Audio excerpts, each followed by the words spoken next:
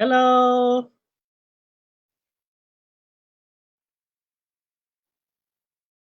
Hello, everyone. Hi. Good morning, America. Good afternoon, Europe, Africa. And good evening, Asia and Australasia. This is our ISRRT first Facebook Live. And welcome friends and colleagues from around the world to join us. And I'm so excited for today's event, and we're gonna have a webinar on the topic of role of radiographers and radiological technologists during COVID-19 pandemic as international perspective. We are so lucky to have 6 speakers from across the world. I will give the introduction of each speaker when it comes to their turn to talk. We have 2 speakers from each ISRRT region, from the Americas, 2 from the Americas, 2 from Europe, Africa, and 2 from Asia and Australasia. To start with this exciting event, I would like to invite our president, the International Society of Radiographers and Radiological Technologists, ISRRT president, Ms. Donna Newman, for the welcoming speech. Please welcome Donna Newman.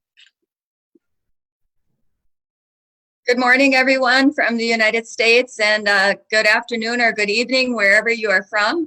I'm so excited to be having this first Facebook Live.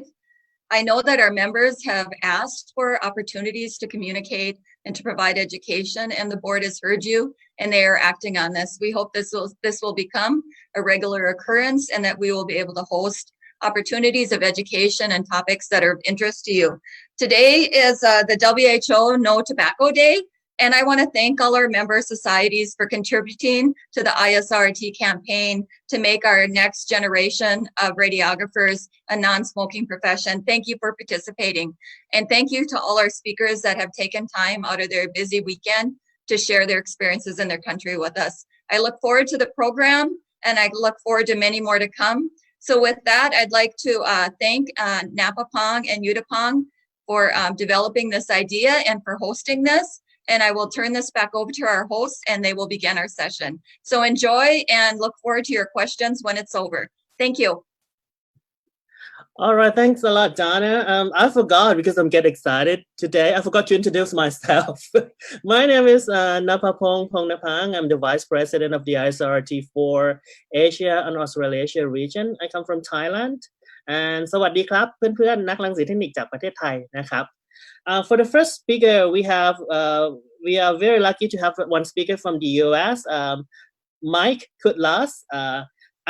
Let me introduce Mike Kutlas a little bit before we proceed to his talk.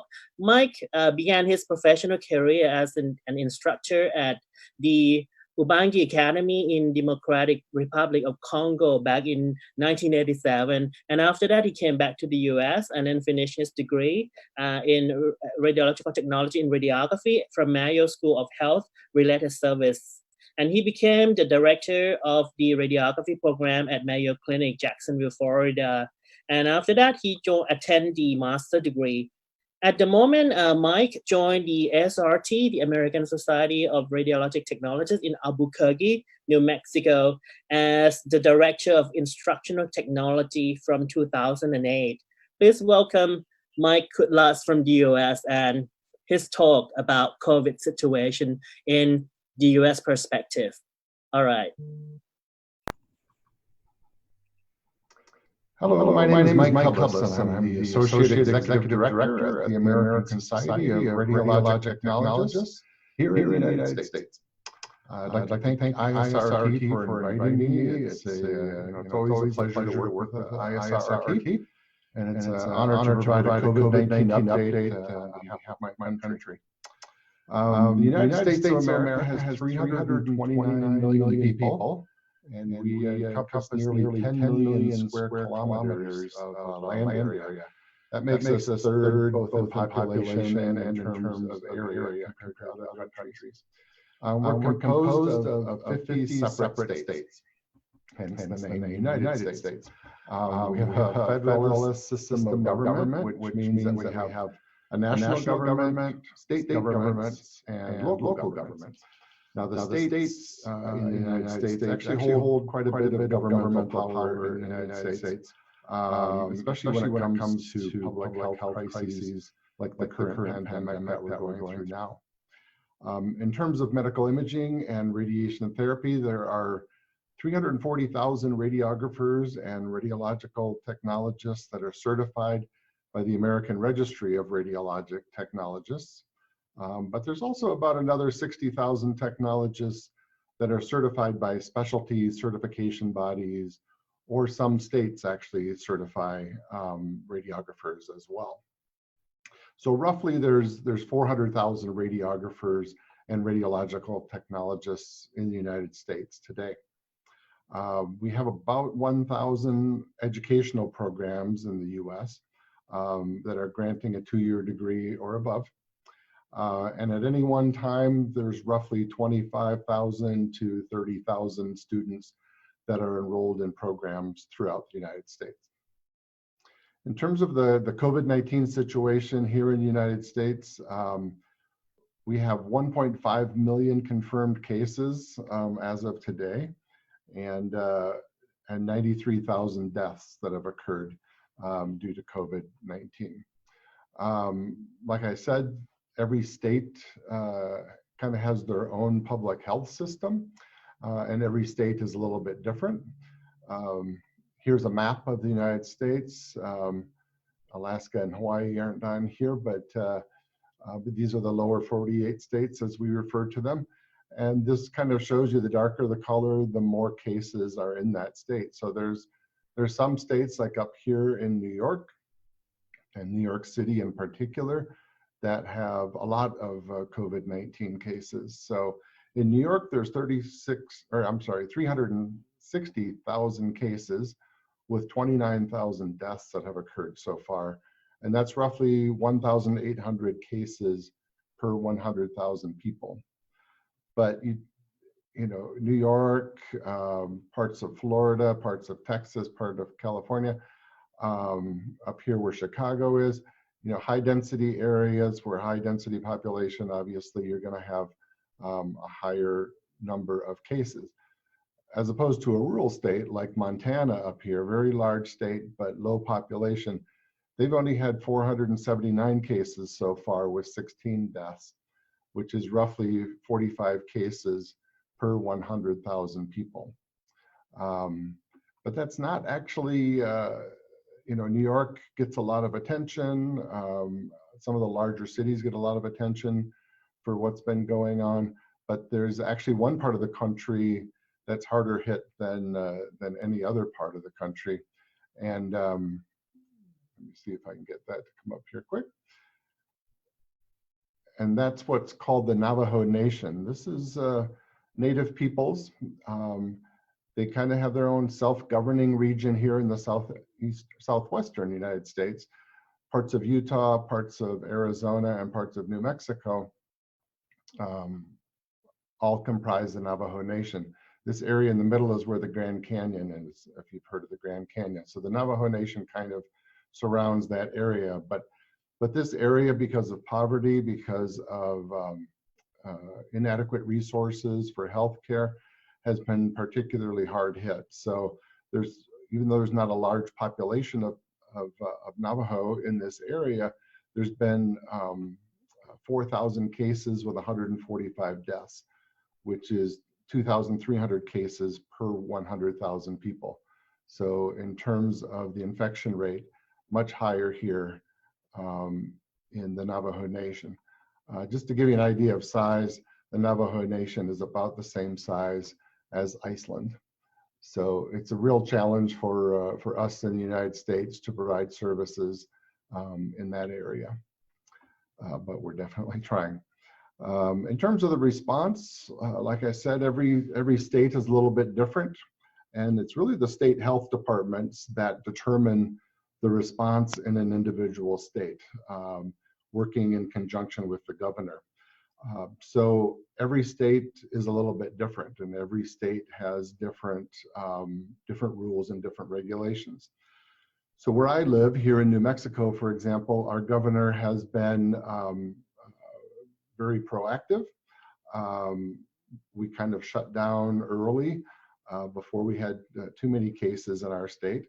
But even today, businesses are not allowed to have more than 25% of their total capacity of customers or employees in the building. Masks are required when you're in a building, obviously other than your home or your office with your door closed.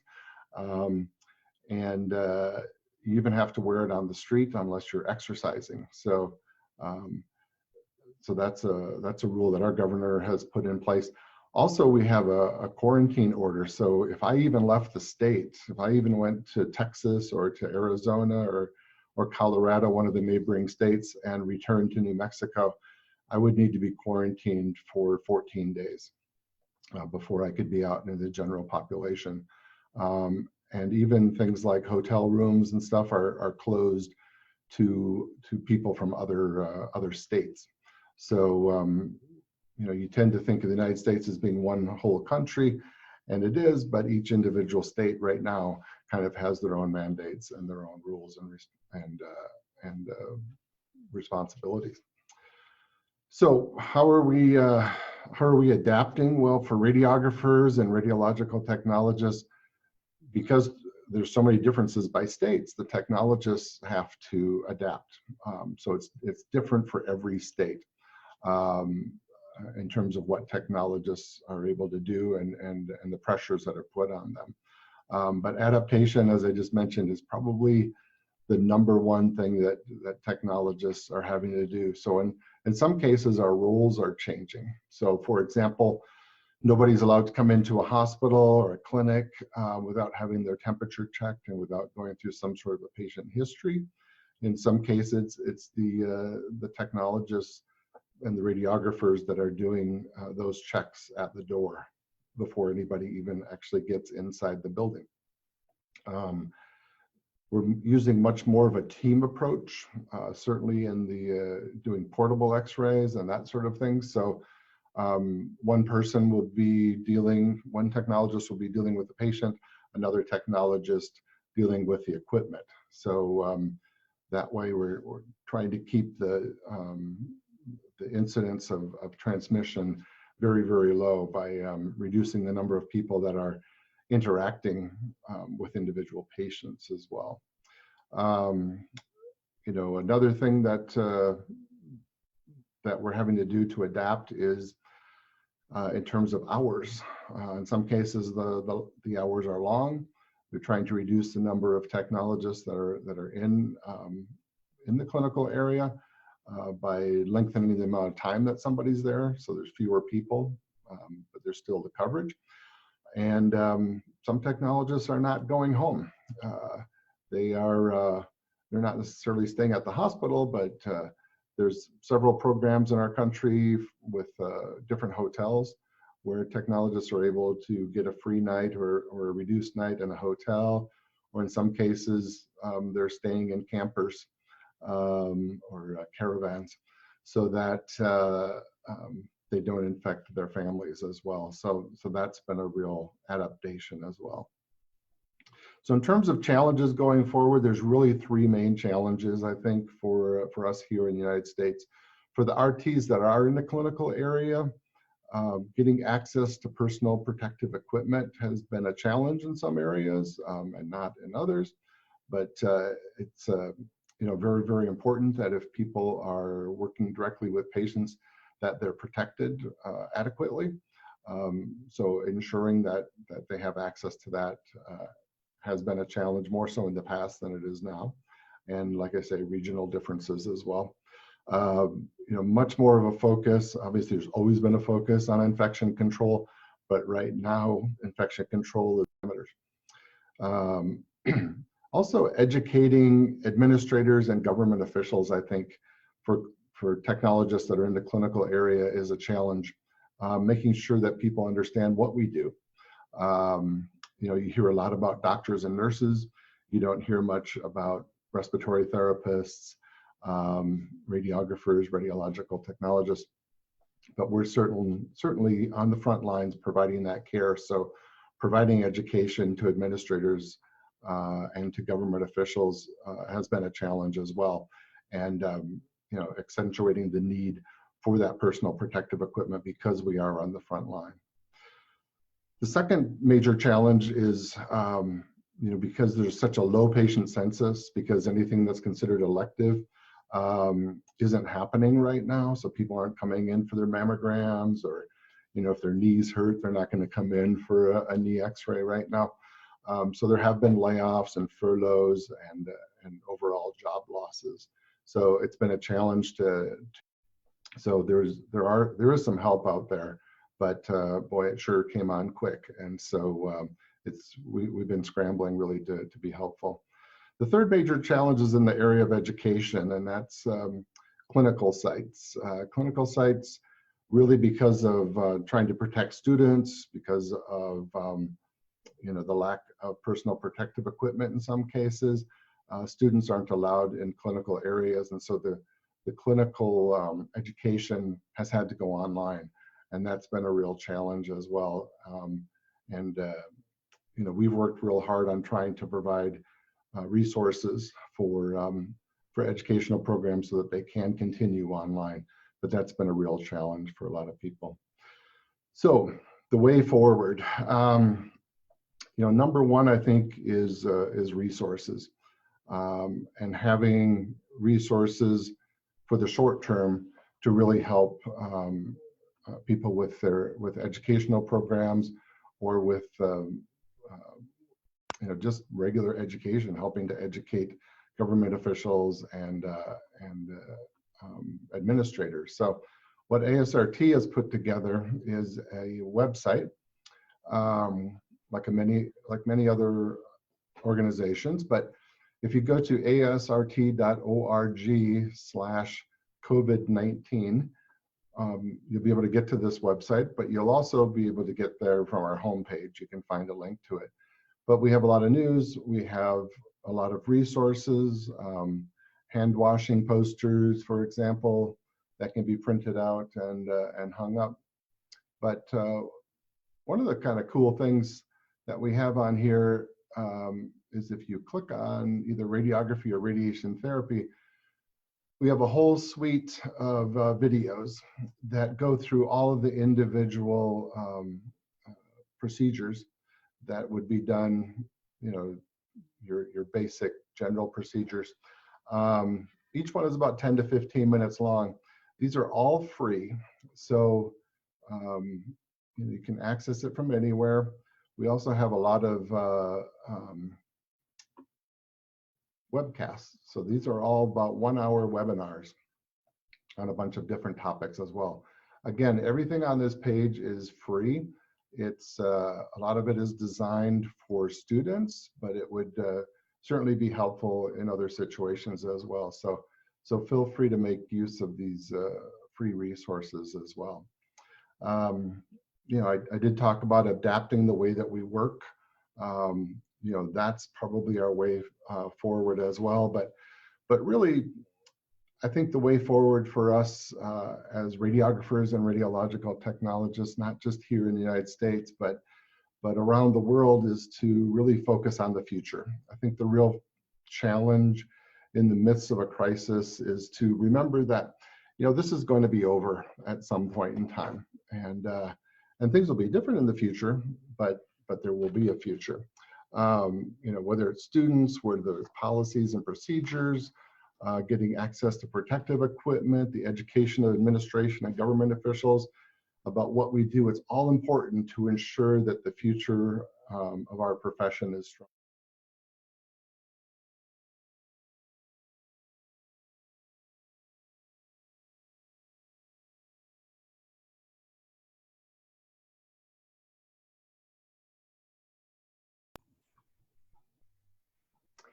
Hello, my name is Mike Cudlis, and I'm the Associate Executive Director at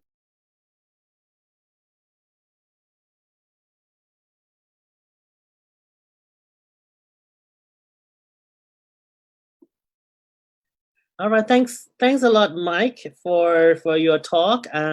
We might have some technical difficulty just a little bit, depends Hello, on. my name is Mike Cudlis, and I'm the Associate Executive Director at Hello? We might have some technical difficulty just a little bit because of the internet connection. All right, thanks a lot, Mike, for your talk. We might have some technical difficulty just a little bit, depends on.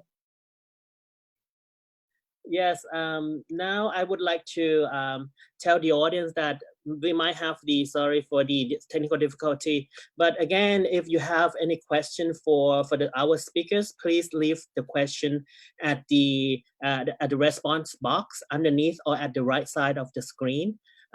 We will have the Q&A session afterward. So I would like to introduce our second speaker from the Americas region. We'll have Mark Given from Canada.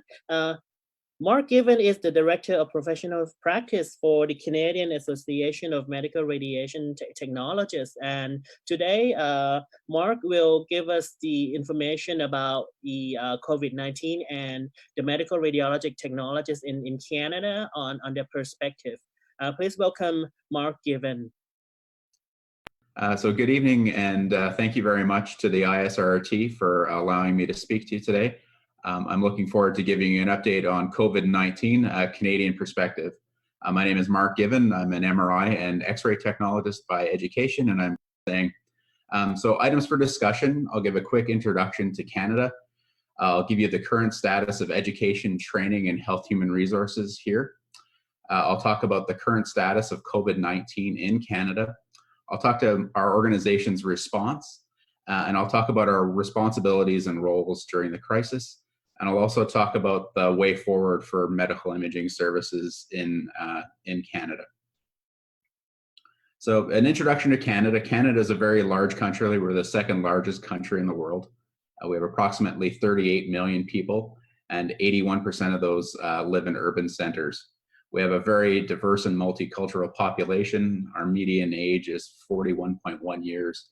Our healthcare system is publicly funded, but there's also some private clinics, particularly in the X-ray domain and MR and CT, depending on the jurisdiction. But healthcare is provided at a provincial level, so each province is responsible for providing healthcare for their citizens. We also have 3 territories up in the north. Across the country, we have approximately 20,000 medical radiation technologists is the term that I've got there, MRTs. When I say the term MRT, it's quite interchangeable with radiographer for the rest of the world. So when I say MRT, what I mean is radiographers. So the status of education and training programs. Most of our programs have moved to online delivery for classroom education. Many of our clinical placements have been disrupted by the pandemic, but many have not. Those that have continued have expressed concern about volumes and case variety. And we move forward with our May certification, but we had to make significant changes to the way we normally do our exams, that we were virtually proctoring exams, meaning that they were doing the examinations from their home and being watched while they were performing the examinations, which is a very big switch for us. In a very short amount of time, so a very big deal for our education department to be able to pull that off. The health human resources for MRTs has been quite dramatically affected by COVID-19. In April of 2020, we conducted our first survey on the health human resources survey for COVID-19, and there was a significant reduction to the full-time equivalent status for MRTs. So when we talk about health human resources in Canada, we talk about full-time equivalent status, meaning one technologist working their full-time hours. So we've seen an overall reduction of 26% of our FTE workforce from those who responded to our surveys. Mammography and bone densitometry were the most impacted set of technologists. Our radiation therapists didn't see a lot of change in terms of their FTE statuses during this time so far. And there's been no functional areas that have reported a need for additional MRT staff. The thing that's been crushing for all of us is that overall patient volumes in imaging have been reduced by 60%. We also believe that those numbers will be higher in April than they were for the beginning of the COVID-19 pandemic as we started up. So COVID-19 has really been a significant concern for Canadians. As of today, we've had 88,000 cases and about 6,800 deaths, which is very significant. Of the total cases, the vast majority of them have been in two of our centrally located provinces, Ontario and Quebec. We also have a number of areas in our country that have not been affected hardly at all by COVID-19 and currently have 0 active cases, including the 3 northern territories, and the East Coast seems to be on its way to recovery very quickly. The biggest concern for Canadians in terms of COVID-19, particularly related to death, has been in our long-term care facilities. Approximately 80 pathology services to be offered within these facilities. The response from CMRT has been significant, and it's changed a lot since the beginning of the onset. So in mid-March, when the onset came on, we really had to switch quickly to establish remote offices for our entire staff, which we were in pretty good shape to do, but we were able to do that extremely quickly. We had to identify a lot of issues for the MRTs and what they were facing in the clinical environment. We needed to gather a lot of information, particularly around studying our members and surveying them to get a sense of what was happening in the real world. We needed to develop communications plans quickly, and we needed to modify our certification process, which I already talked about, and we needed to start our advocacy work very, very quickly. So the roles and responsibilities for CMRT during the crisis have actually been very significant. We've had to gather a lot of evidence related to the MRT professions during COVID-19. So a lot of the stuff that I talked about related to the workforce and the volumes has been part of it, but also a lot of it has to do with access to personal protective equipment. We had to provide a lot of resources for mental health for MRTs. And we had to actually create a position statement for MRTs due to the fact that a large percentage of our technologists felt that they had limited access or weren't having the same access to PPE as other healthcare providers that were considered frontline. So statistically, as 36% of our technologists felt that they had limited access to PPE, and a whopping 60% felt that they had inequitable access compared to other frontline healthcare providers. So that was something that we felt we needed to address, and we addressed it very quickly by developing a position statement within the first couple of weeks of COVID-19. The thing is that we've had to really advocate for MRTs as frontline healthcare providers, and this has been both done at the national and provincial levels as well. There's been some progress made for adding pandemic pay for frontline workers, and we've been successful in getting that done in British Columbia, and our Ontario Association has done a huge amount of work to try and get the Ontario people invested in those pandemic pay situations as well. And we've really been working closely with government and a lot of our partner organizations in the imaging and therapy communities at large to make sure that we have a large voice for the profession as we go forward. Speaking of the way forward, the main piece of work that we've been doing around this is the Radiology Resumption of Clinical Services document that we worked on closely with the Canadian Association of Radiologists. The background on this is that it was in response to all the restrictions that have been put on diagnostic imaging particularly. The task force included radiologists, medical radiation technologists, or radiographers as you call them, medical physicists, sonographers, nuke med techs, and nuke med physicians, along with provincial data leads and agencies such as the Canadian Drug and Technologies and Health Group and Health Canada themselves. So the purpose of the report was to provide radiology service guidelines for ramping up using appropriate precautions and ensuring patients' healthcare professional safety. So this just gives you a bit of a view of the task force and how many people were involved and where they were involved from. We really felt that we needed to have a very strong perspective from all the different players across the country. And we wanted to make sure that we had every profession that had a stake in the imaging game involved. So some of the executive summary pieces that are really important is that there's going to be a lot of regional variance as we ramp services up. So Ontario and Quebec have a lot of active cases for COVID-19. A lot of our northern communities and the eastern communities have very little active COVID. So the amount of radiology services that can be resumed will be different. Capacity variations are going to be very significant. We have a lot of facilities with large waiting rooms and things along those lines that will have to be reduced for physical distancing, etc. Radiologists and the booking teams are going to have to work closely in order to triage patients to make sure that the most appropriate people are getting access to the imaging services as we wrap up. We're going to have to deal with a lot of patients' anxiety and apprehension about coming into healthcare facilities such as hospitals. Cancer screening needs to come back online very, very quickly. It's been pretty much shut down for the early parts of COVID, and we need to get that back up, or else it's going to have a significant impact on the cancer treatments for patients that have been put on hold or are waiting to get those done. And I think from the radiologist perspective and those that are making decisions about who gets scanned and who doesn't, there's going to be some ethical concerns as we go forward. So operational measures that we're going to be taking in Canada to increase imaging services is that we're going to be pre-screening patients at the time of booking and before they arrive at the hospital. Physical distancing is going to be the new normal until a vaccine has been produced or until this has run its course. And it's going to take a long time to do that.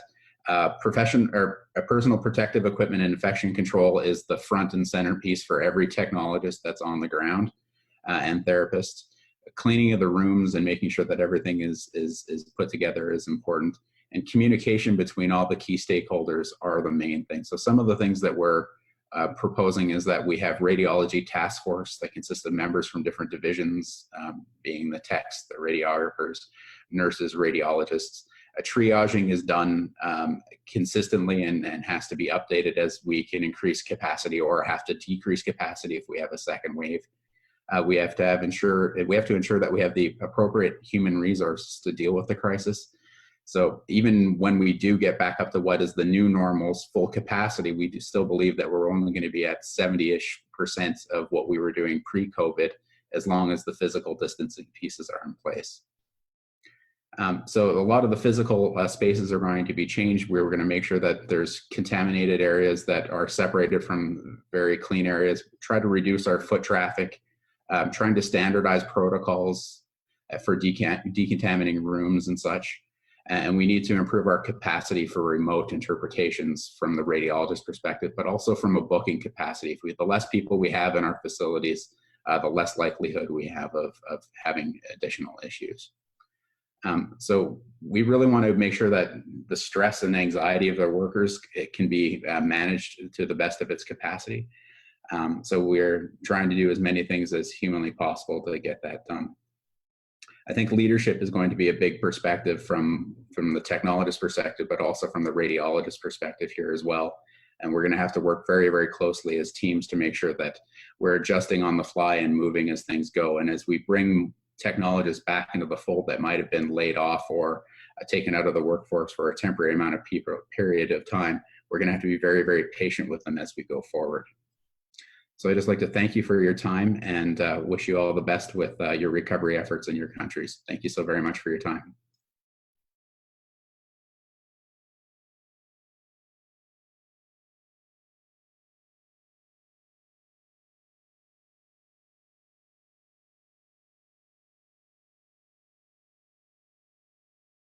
Your recovery efforts in your countries.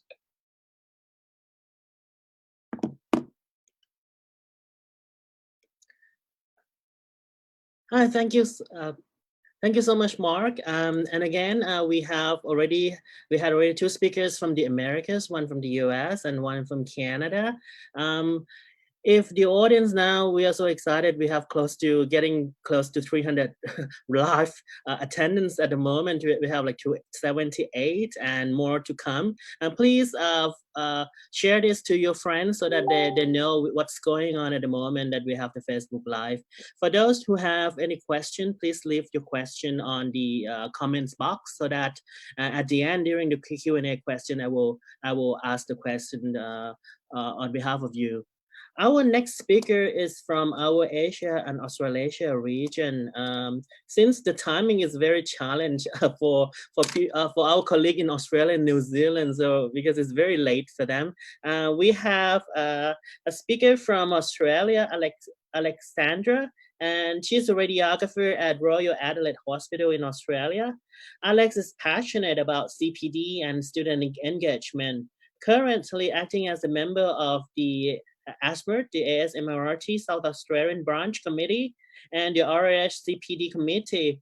She enjoys the problem-solving aspect of working in a major trauma hospital, and in her spare time, Alex is keen cyclist and avid reader. So please welcome our colleague from Australia, Alexandra. Hey, my name is Alex Shellerman and I'm a radiographer from Adelaide in South Australia. This is my little presentation for the ISRRT, just talking about the role of radiographers and radiological technologists during the COVID-19 pandemic. And this is our Australian perspective. So I'd just like to start off by acknowledging that the land I'm on today is the traditional land for the Kaurna people, and that I respect their spiritual relationship with their country. So I've started off with just a quick introduction to Australia. Australia's population is currently just under 25 million, with a population density of around 2.35 people per kilometre squared, although the majority of Australians live in one of the 5 major cities along our coast. During the COVID-19 pandemic, our low population density and timely international border closures have placed Australia in a favourable position to control our pandemic. Australia has a taxpayer-funded national healthcare system known as Medicare, with free access to healthcare for all. There is a high standard of healthcare across Australia, with hospitals in all metropolitan and regional centres around Australia. There's also systems in place for Australians in rural and remote regions to travel to regional and metropolitan centres for healthcare if the service is not available in their region. In terms of the current status of education, training and manpower in Australia, there are 11 universities that offer radiography, and that's either as a 4-year undergraduate or a 2-year master's degree course. Those courses have both academic and clinical components. And as of 2018, there were 12,136 diagnostic radiographers, 1,145 nuclear medicine technologists, and 2,404 radiation therapists. And I myself am a diagnostic radiographer. So here's a little bit of a spiel about the current status of COVID-19 in Australia. I did check these numbers just before I recorded this, so hopefully they're as up to date as possible, but it changes so fast that I'm not always sure. So Australia has 7,173 confirmed cases of COVID since the pandemic started, with 6,582 people recovering from the virus and 103 confirmed COVID-related deaths in Australia. We are really fortunate in that our testing rates per population numbers are really high. So we've got about 48.79 tests per 1,000 people. And at this stage, there's been about 1.3 million tests performed on Australia's population.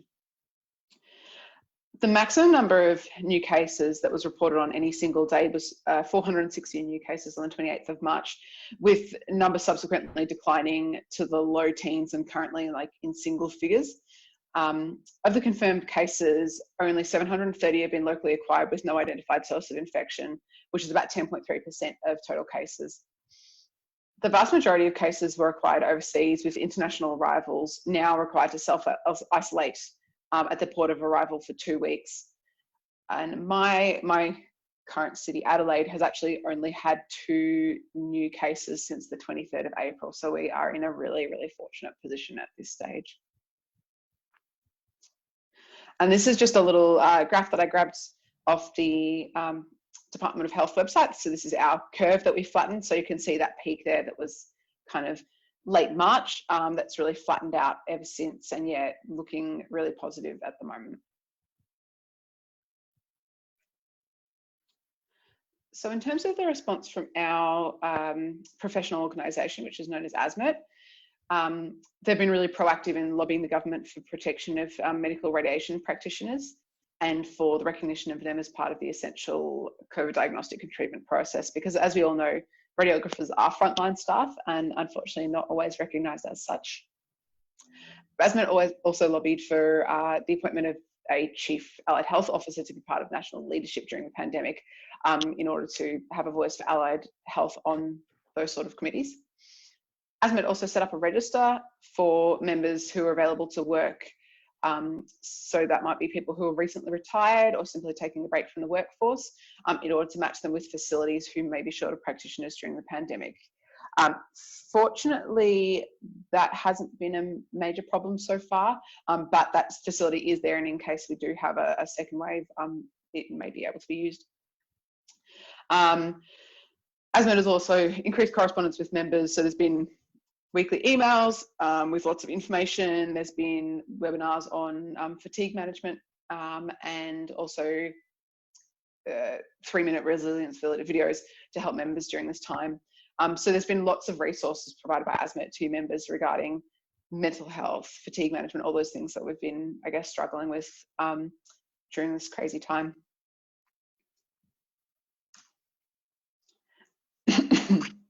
So I'm here to talk a little bit about my personal experience and the personal experience I've had in my workplace. So just a little bit of context about my hospital that I work at. It's known as the Royal Adelaide Hospital. Excuse me. The Royal Adelaide, or the RA as it's known, is our state's major trauma centre, and it also services parts of the Northern Territory and New South Wales as well. So we get a massive variety of cases. We are acting as the current COVID-19 treatment centre for the state, and we have a testing facility actually at the hospital. We have a 70-bed emergency department, and we do have a 60-bed ICU also. And this is a lovely little photo of our Royal Adelaide Hospital, probably from when it was opened, which was about 3 years ago now. So I was thinking about my personal experience in terms of the workflows and how COVID looked like to our department. And I realized that there's so many big and little things that I could talk about in terms of how COVID changed our day-to-day. So I thought I would just really break it down for me. I thought, what were the 3 biggest changes for our department that I experienced from the workflow changes? So number 1 was that our emergency department was segregated into COVID patients and non-COVID patients, with all COVID patients receiving mobile imaging in their rooms. And that was done with a mobile X-ray machine that was the designated COVID machine, so that it was only meant to be used on those patients. That was confirmed COVID and query COVID as well. They were treated with equal amounts of caution. One of the big things that we did to provide timely service to those patients was we used a through the glass technique to image patients in bays. So you can actually see this image here demonstrates how we would image using our mobile machine patients through the glass. So you can see there's the little edge of a ED bed in there. That was a really efficient way that we took images of our patients, because it meant that the machine stayed clean outside of the room, and then a quote unquote dirty radiographer would enter the room with a cassette that was double bagged, place it behind the patient, while the radiographer that was clean outside of the room would position the machine and make the exposure. This was able to be used in our emergency department for patients who were in rooms with glass fronts, and it was generally really well received by radiographers, ED staff, and our radiologists, and produced really good images. One of the other big changes to our ED was there was medical resus rooms for acutely unwell or trauma patients. So often we would have patients coming in who might have been in MVAs or shootings, those sort of things, our typical patients, but there was, of course, the question added of whether or not they were COVID, so they were put in isolated resuscitation rooms where COVID precautions were fully observed. We also had a designated COVID scanner CT scanner in our ED. We are lucky enough to have 2 CTs on our ED level. And so one of those was considered the dirty scanner for those COVID patients, and they were escorted by security on and off that scanner. The second big workflow change regarding COVID in our workplace was that we moved to a model where we do all inpatient imaging performed using mobile X-ray machines. So these little Carestream DR units that are located throughout our hospital. We have 5 of those machines throughout our hospital. It was meant to reduce patient movement throughout hospitals. So for inpatients who are not considered COVID patients, it meant they could stay in their room and get imaging without being potentially exposed to COVID patients in the hospital. This meant that on a typical day shift, there's multiple teams of staff sent out to image COVID and non-COVID patients using those mobile machines.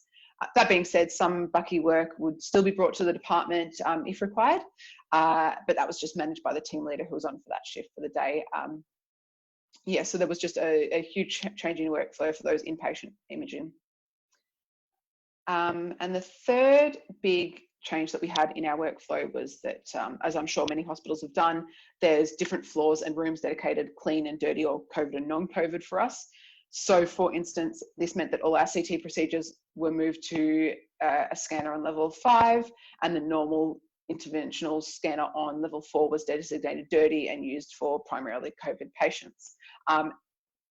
Additionally, ICU was split in half into COVID and non-COVID beds, and multiple wards were designated as COVID only, and all of those wards were protected with swipe access. They had very, very limited visitors. A lot of those patients were in isolation, negative pressure rooms as well. So those were the 3 big workflow changes that I experienced during COVID as a general X-ray radiographer.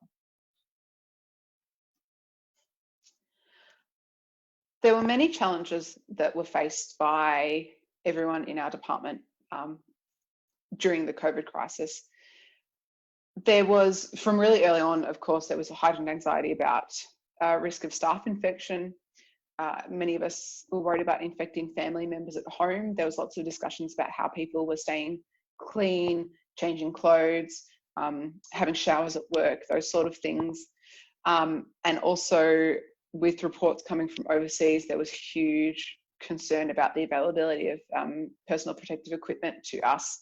There was emails sent out about masks and what was deemed adequate and inadequate masks, aerosol generating procedures, all of those things. So there was lots of discussions that were had between myself and my team about those things and things we're anxious about. One of the big challenges that I faced personally was that the South Australian border shut on the 24th of March, which was pretty early on. And all of my extended family are interstate. And I didn't think that that would impact me personally as much as it did, but knowing that I didn't have the option to see them was a really big, it had a really big impact on my mental health. And it was something that I really struggled with for a few weeks. In addition to those challenges, the job also became physically more taxing. Particularly in that ED environment, we'd be wearing lead under PPE for hours at a time. There's lots of pictures of my colleagues coming back really sweaty from having such significant clothing on top of their normal uniform. So it did become a really physically taxing job. And additionally, when we were doing those mobile x-rays all around the hospital, there was a significant distance traveled by our staff because our hospital is quite large. So it meant that those days when you're on mobile x-rays become really, really long, imaging those patients all over the hospital. In terms of meeting those challenges head on,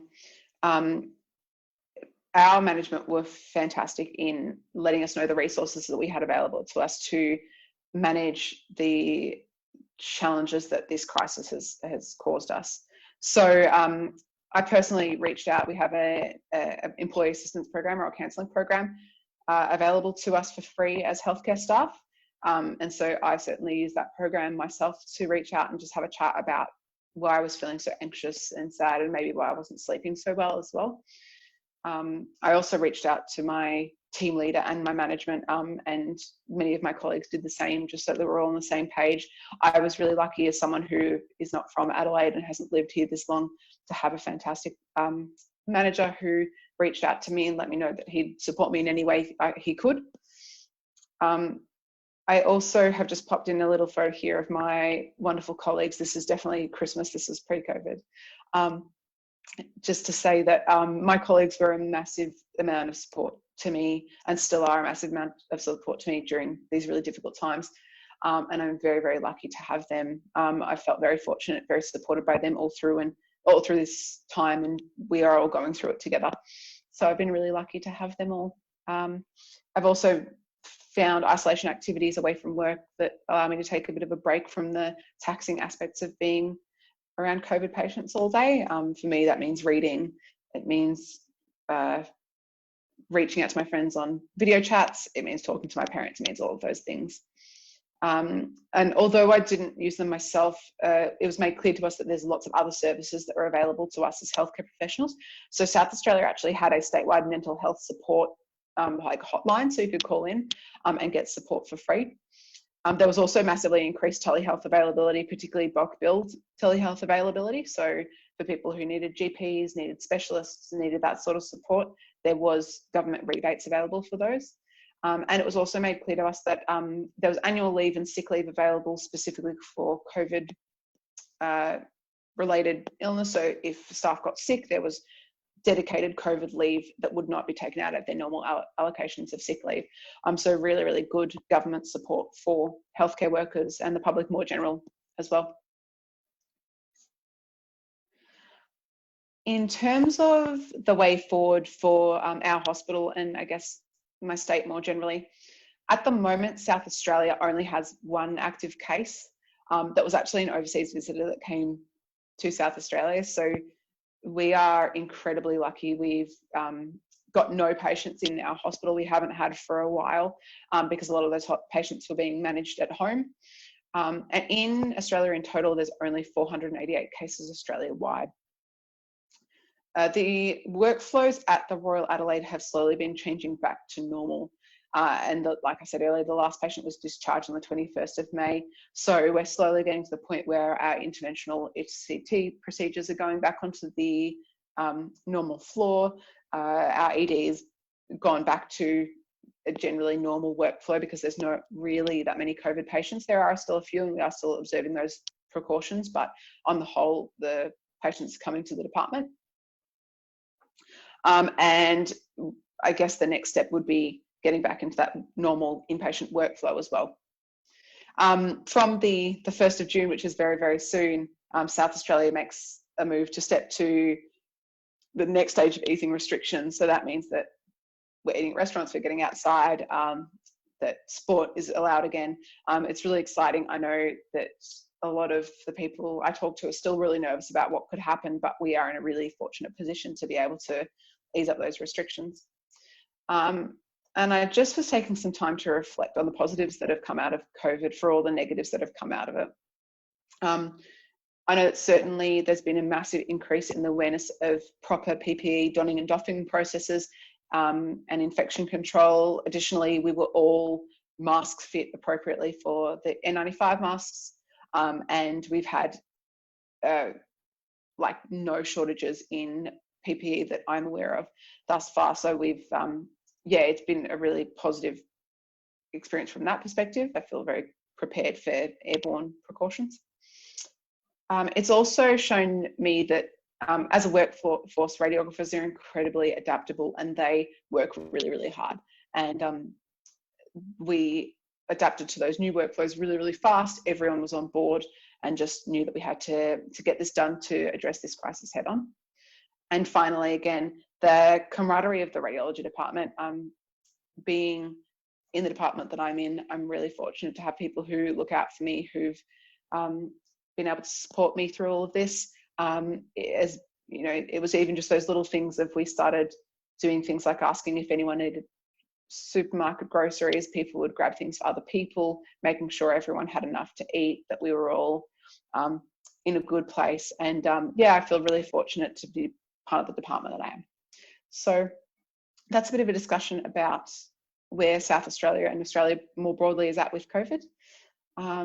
I'd love to hear questions. If you want to reach out to me, please do. I'd love to hear from people all over the world. And yeah, I really hope Thank you that so everyone much, stays as safe Alex, as they for your very, very informative talk. And I really like the information that you share, especially the way you do portable x-rays from outside the window and still get a good image. This is a very, very good opportunity that radiographers and radiological technologists from across the world to join together and share the experience during our difficult time dealing with this COVID-19 pandemic.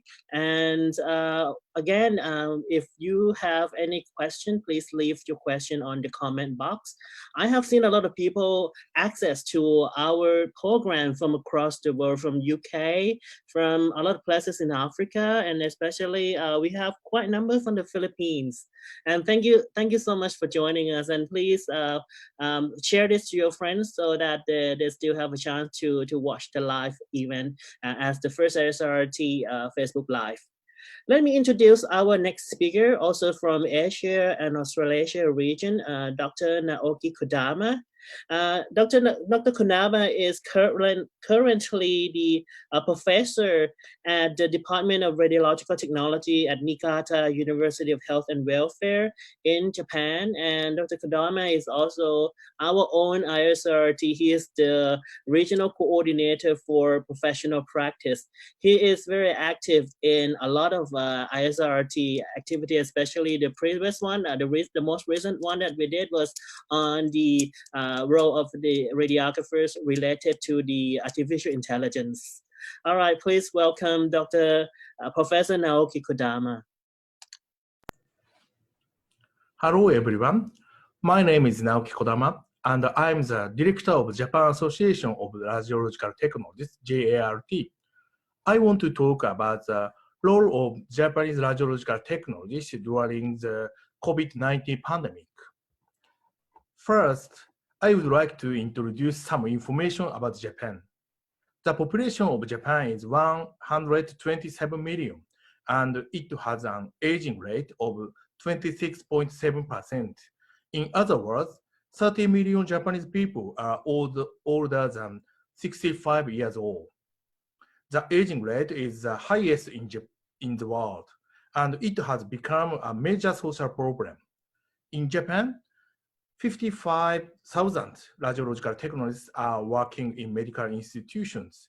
There are 32,000 Japan Association of Radiological Technologists members. Here is some information about the COVID-19 situation in Japan on May 26. The total number of infected patients was about 60,500. However, since about 30,800 patients have already been discharged, there are currently 1,800 active patients. By May 26, 863 patients had already died from COVID-19. The number of daily infected patients on May 27 had been reduced to 35 patients. There are daily cases of COVID-19. On April 7, the Japanese government issued a state of emergency in 7 prefectures. However, due to the continued spread of infection, a state of emergency was issued to all prefectures on April 16. On May 5, the government extended the state of emergency until the end of May. The red line shows the 7 days average. According to this, the peak number of infected patients was on April 15.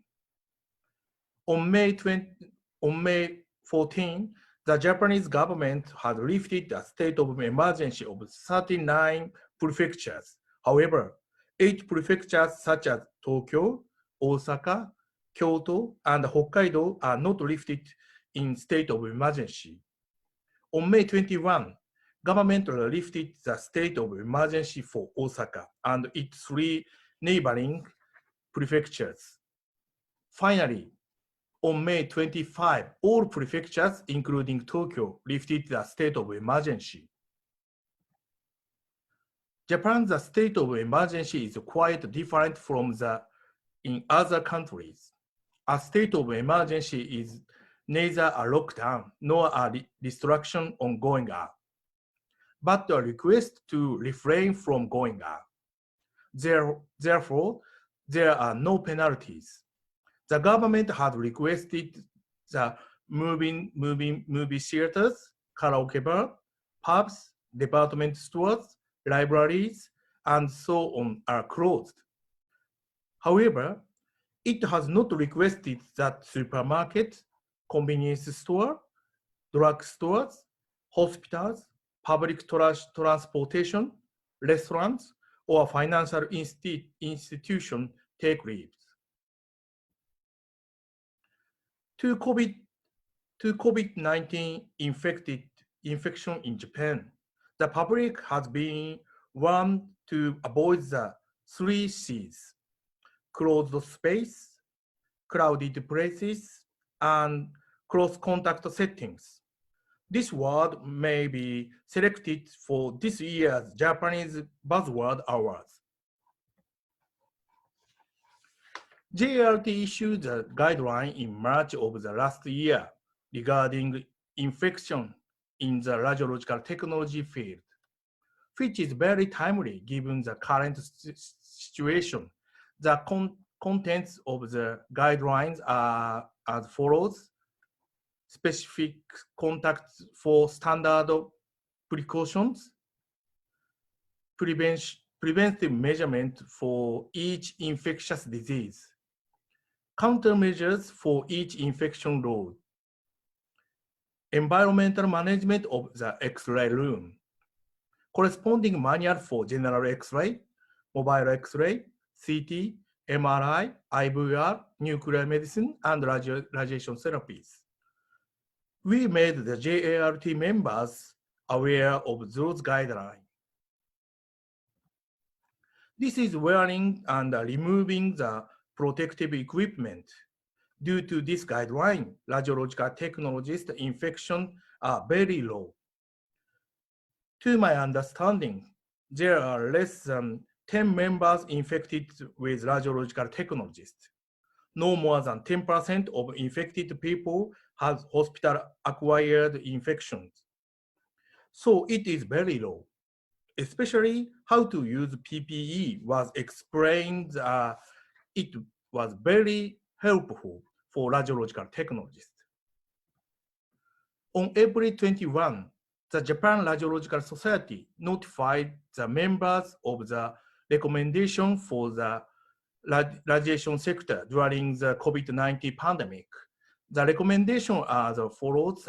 First, non-urgent examination and treatment need to be postponed and reduced in number. Second, CT scan is not recommended as a screening examination for COVID-19.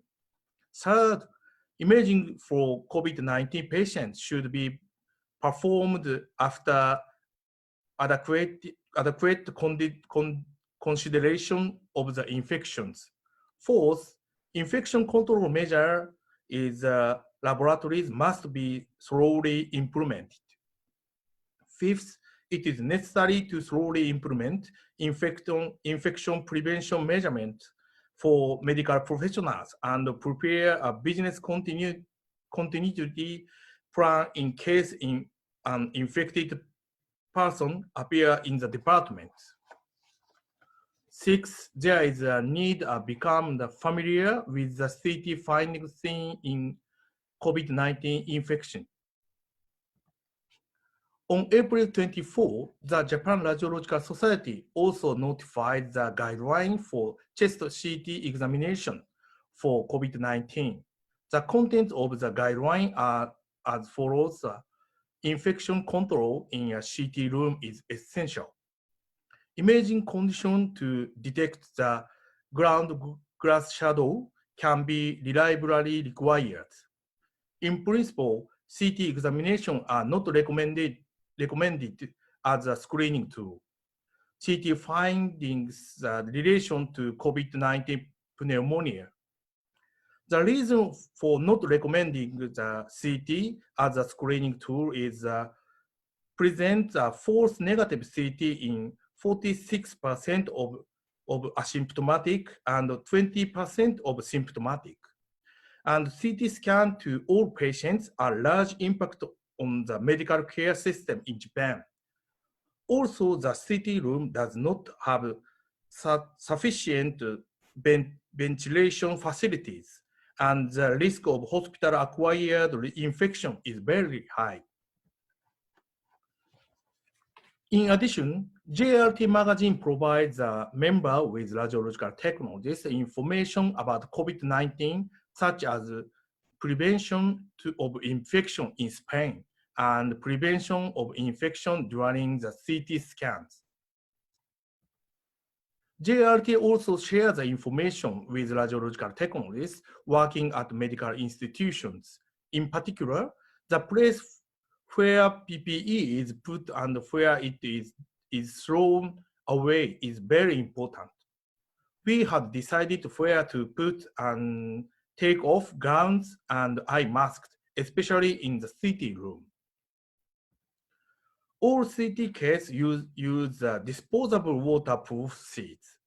We also disinfect the bed after taking a CT examination. The same applies to general X-ray.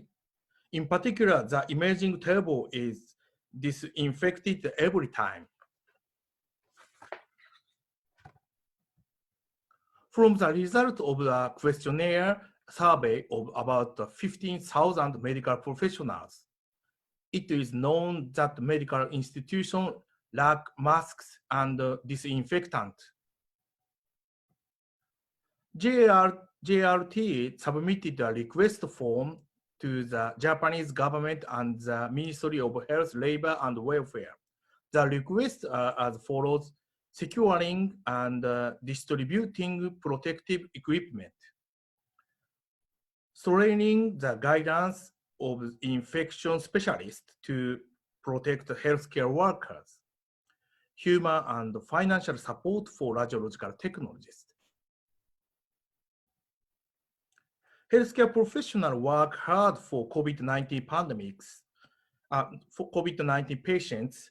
However, the fear and the stress of healthcare professionals is increasing.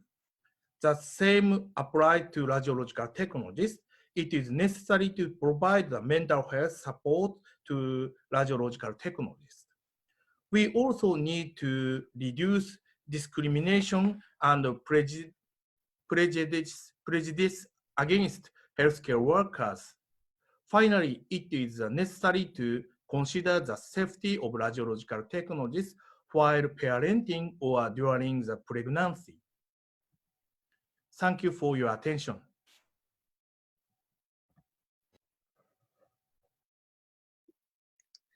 All right, thank you so much, Professor Kodama, our Kodama from AA region, for sharing the experience that our Japanese colleague has faced during the COVID pandemic. This is very important information that you help sharing with colleagues from around the world. And also the ISRRT really would like to thank the Japan Association of Radiological Technologists, JART, for supporting us from a very, very, very long time. Next, we want to move to Europe and Africa, and we are very happy to have our regional director of Africa to give a talk first. Boniface Yao, he represents Ivory Coast. Regarding his CV, Boniface qualified as radiographer at the National Institute of Health, training in Abidjan in Ivory Coast back in 1992, and he completed his 3 years training at University 2 Bordeaux, a University of Technology in France, later in 1993. And sorry for my French, I try to read French as best as I can here, but we all know Boniface is very popular in Africa and also around the globe. So at the moment, he holds master's degree in physics and imaging and master's degree in educational technology respectively from François Rabelais University of Tours and University of Science and Technology at Lille in France. And from December 2020, Mr. Boniface Yao has been appointed as Director of the School of Health Technologists at the National Institute of Health Training in Ivory Coast. Please welcome Boniface Yao. Good morning, ladies and gentlemen. I'm Boniface Yao from Côte d'Ivoire. I would like to thank ISRRT to have invited me at this webinar on COVID-19 pandemic on the role of radiographers and radiological technologists during COVID-19 pandemic as of its international perspective.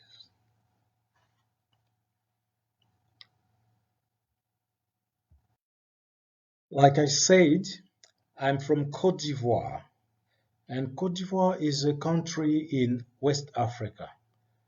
In West Africa, which is a multicultural society made up by different population coming from every side of Africa, and it is a sort of melting pot in Africa. It's also the sweet land of cocoa and coffee, and the symbols are elephant and the orange, the three-color flag. The capital city, Yamoussoukro, is the place where there's the biggest basilica in Africa, and then you've got Abidjan, the land, which is the business land.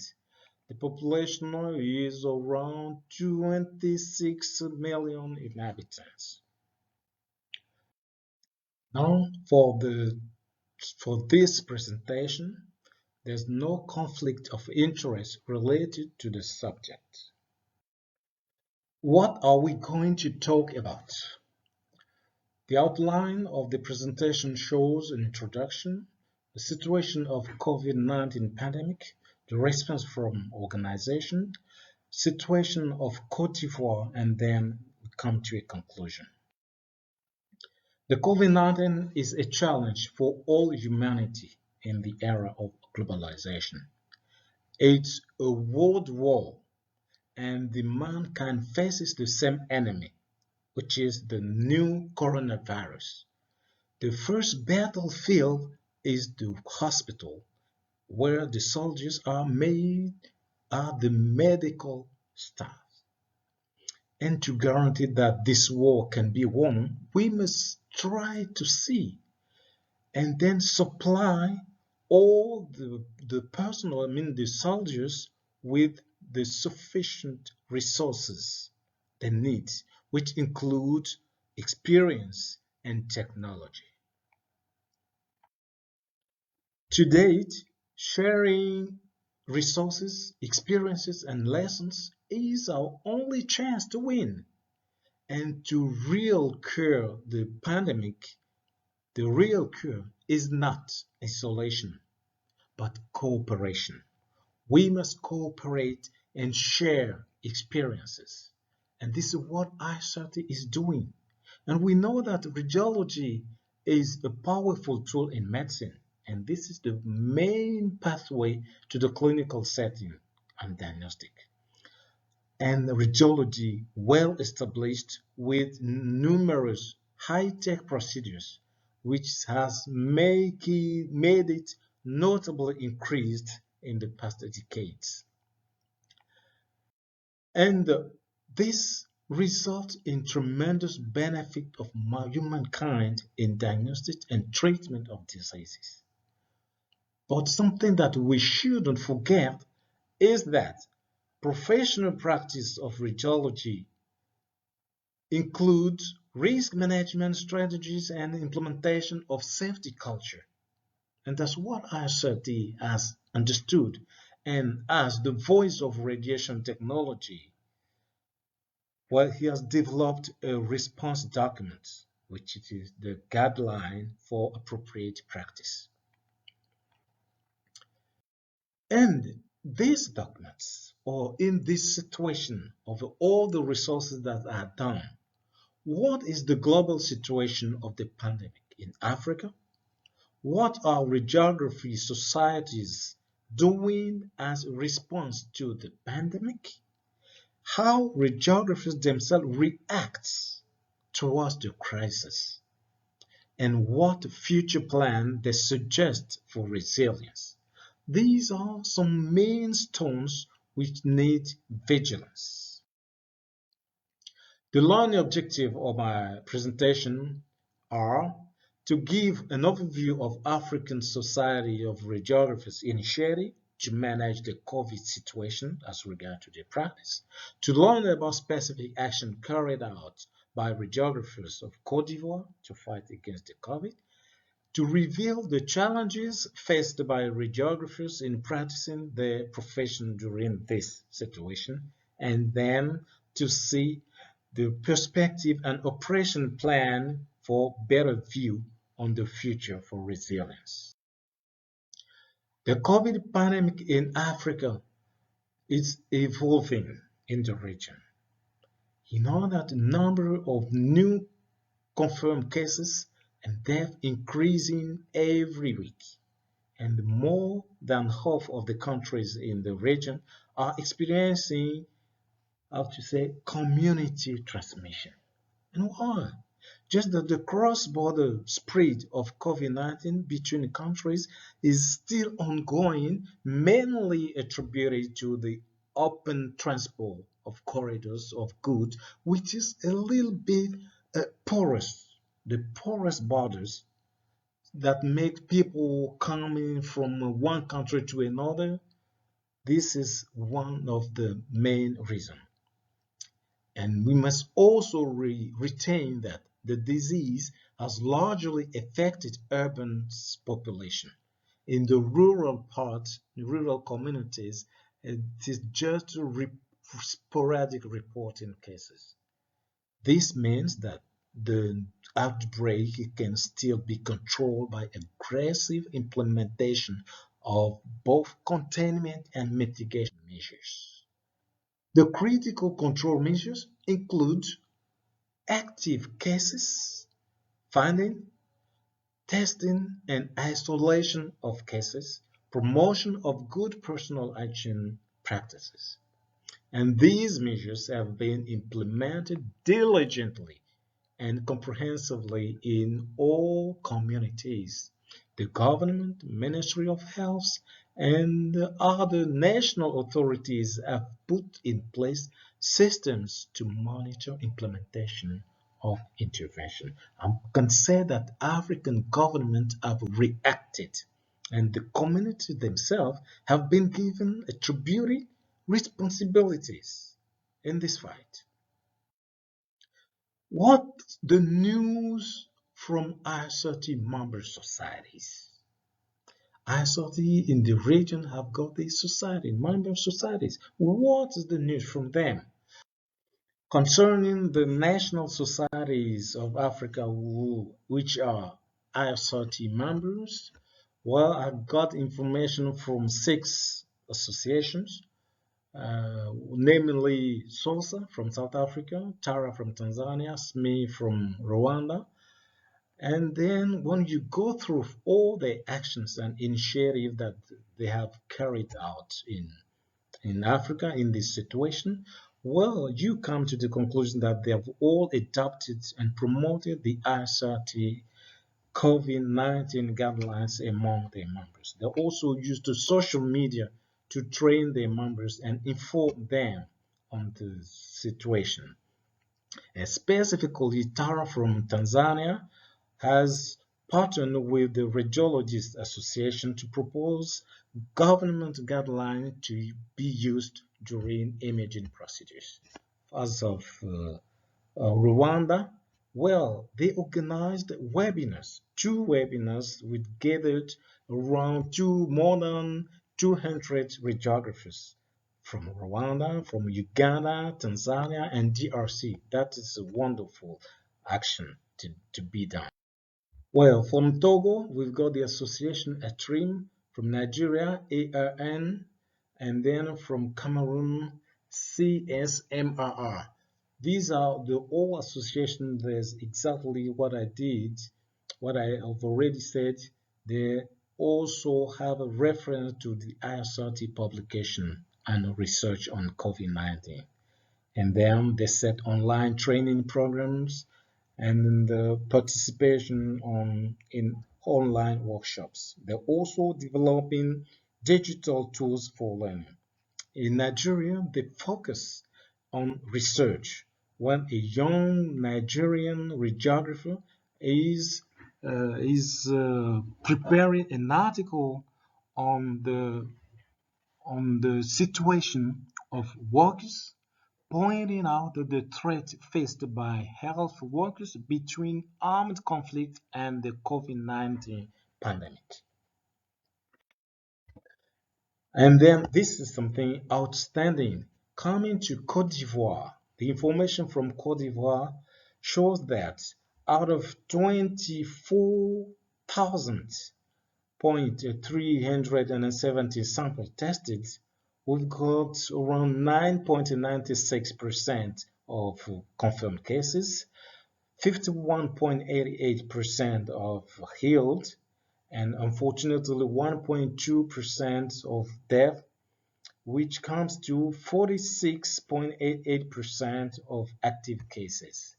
When you come to the death and you want to make a sort of comparison to Africa and the world, well, you will see that 1.2 for Cote d'Ivoire, 2.2 for West Africa, and then 6.52 for the world, for the whole world. But something that we must know is that Abidjan, the capital, well, the biggest city I was talking about, which is the business land, is the epicenter of the disease and the area of containment. And so to face this challenge, the government is upgrading the testing rate from 50 to over 700 tests a day.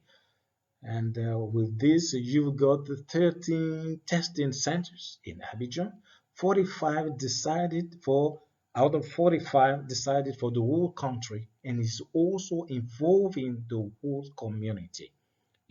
There's also an active communication with pastors, a good practice of hygiene demonstration, and green phone numbers so that everyone can communicate on the subject.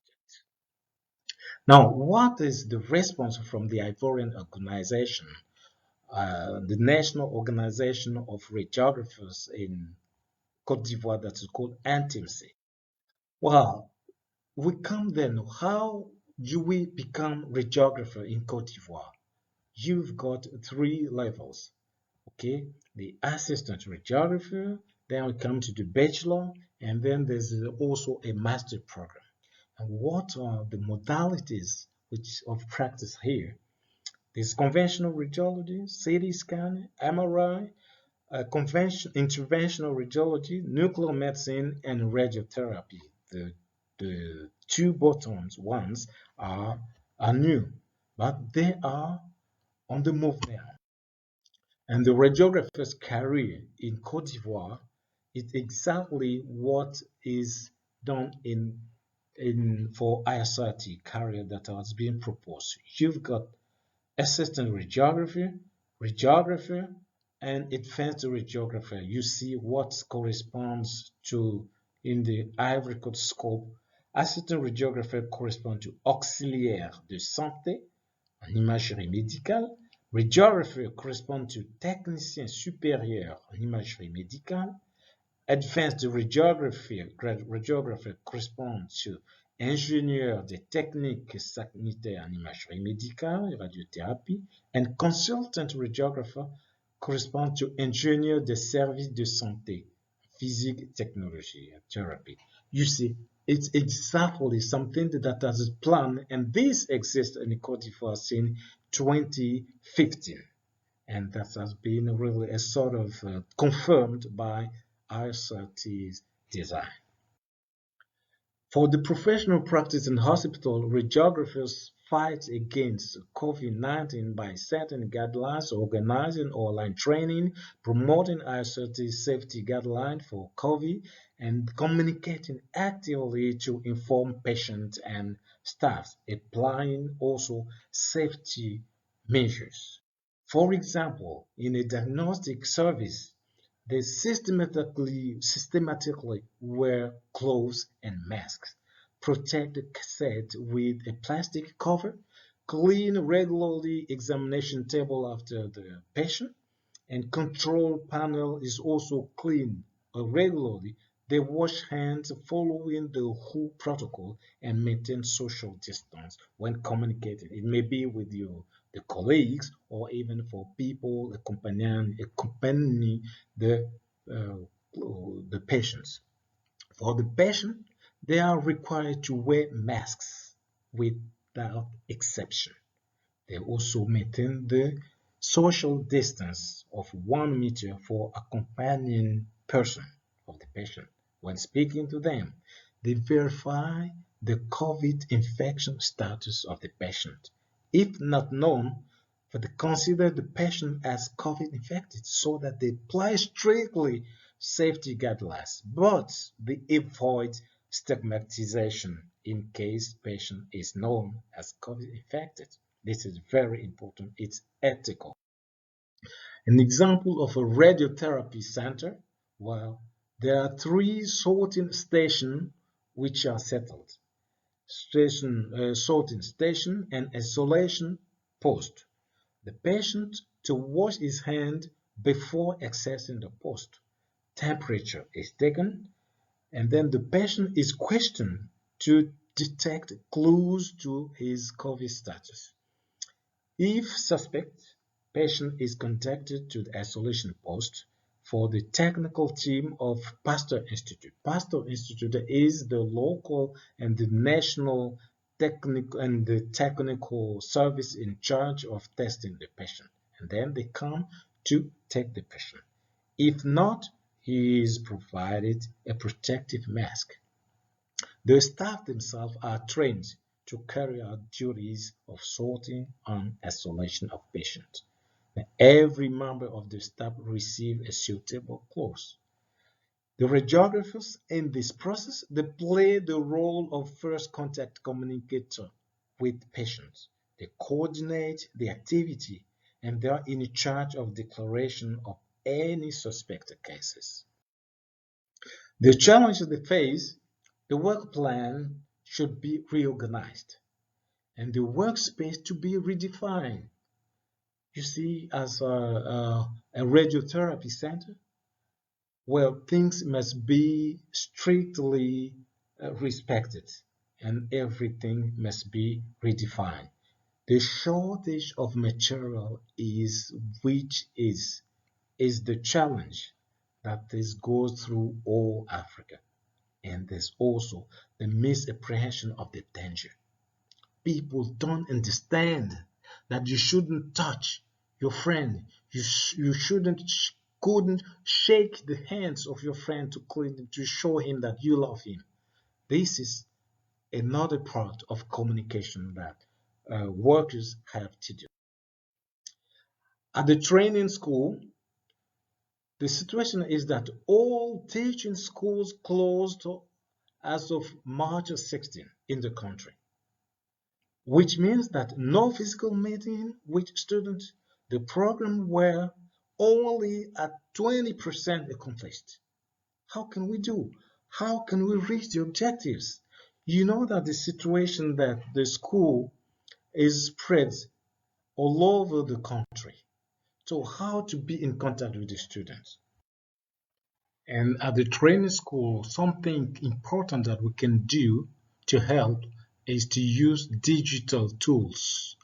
Digital tools that can help to train trainers so that they could provide learning from removed part of the country to students. And that's what has been done so that every day there were at least 10 courses, 10 lecturers from students to students who were all over the country.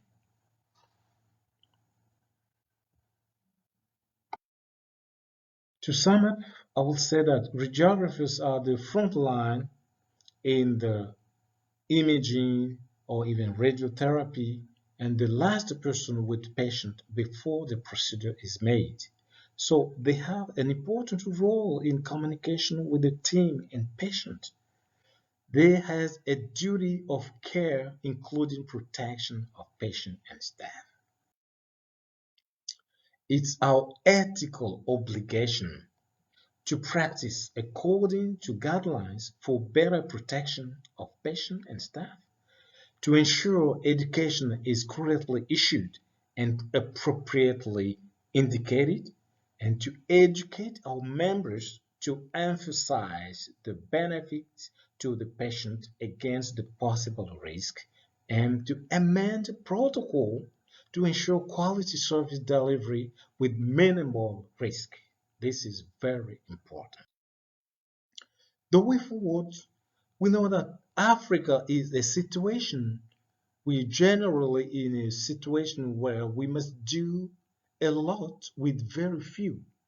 And so all African radiographers are aware that it is their responsibility to do what they can with what they have, wherever they are.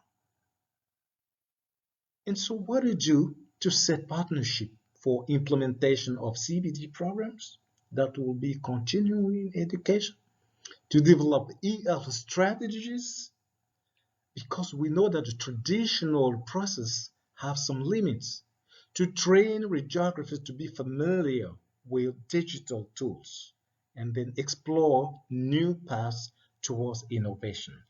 Many things have been created. We don't have to create things.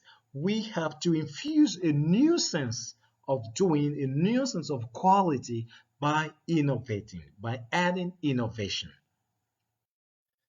And to achieve our goal, considering the professional practice of radiology, which includes patient safety, staff's safety, and then quality service against the COVID-19 challenge, African radiographers and even all over the world, we need mutualization. Something that has been done in Cote d'Ivoire could be shared with the radiographers from Ghana, from Burkina Faso, from Tanzania, and so on. We also need partnership for expert organization. We must be in partnership with them to help our members train correctly. We also need commitment. We must get involved in the practice of our profession. And then networking, to work with Nigeria, work with Ghana, work with Kenya, and so on, and also with ISRRT. And all this is provided under the umbrella, under the leadership of ISRRT. And this, we can achieve it. Ladies and gentlemen, I've been very glad to have this presentation issued to you, and I will thank you very much. But in local languages, I will say midase, aniche, jamo, asante sana. Thank you.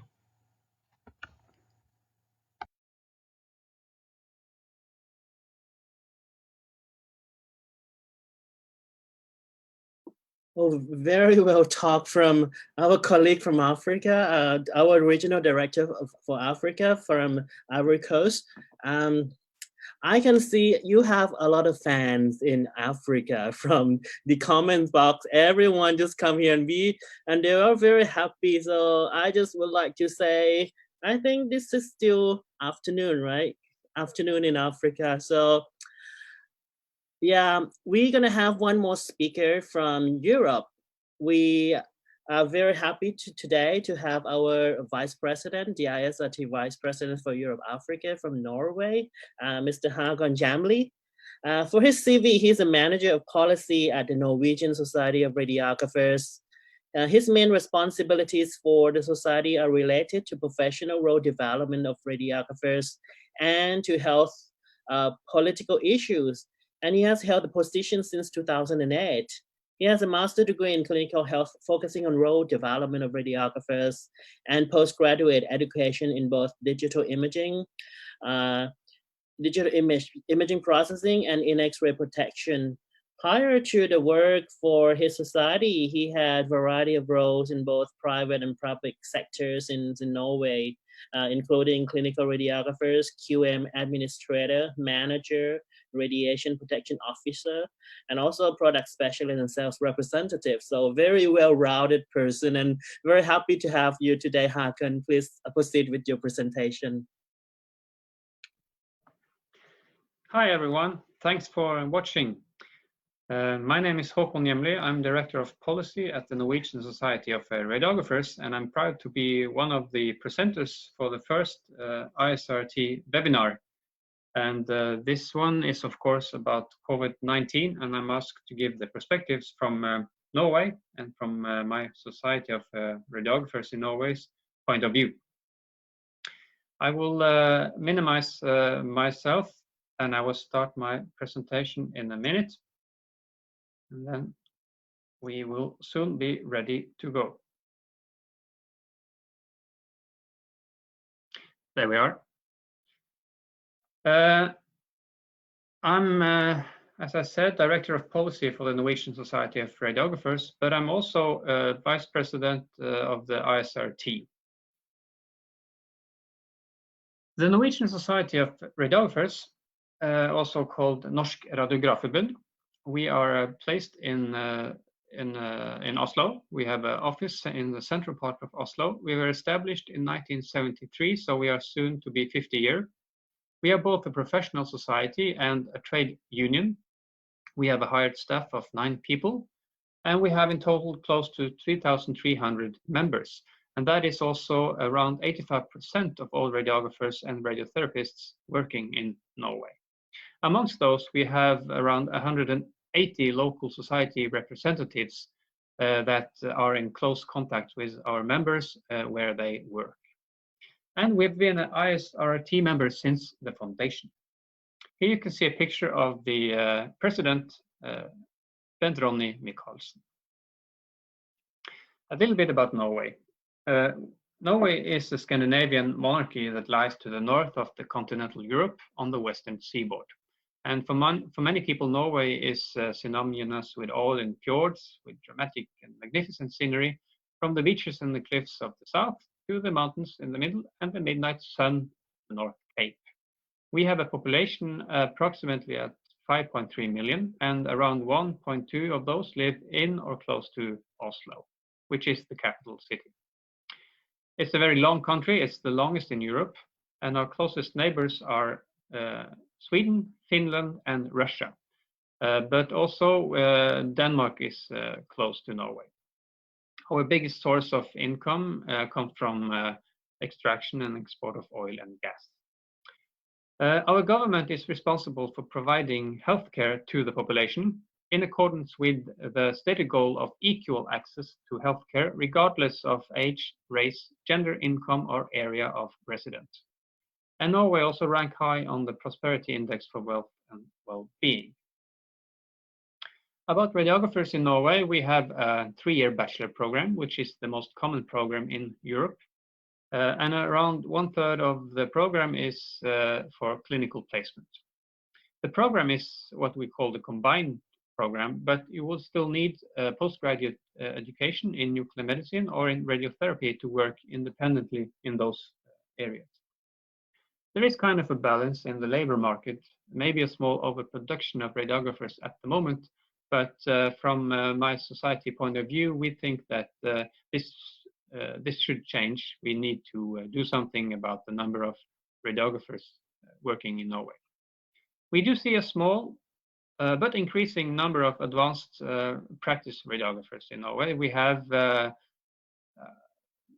around 20 reporting radiographers and sonographers at the moment.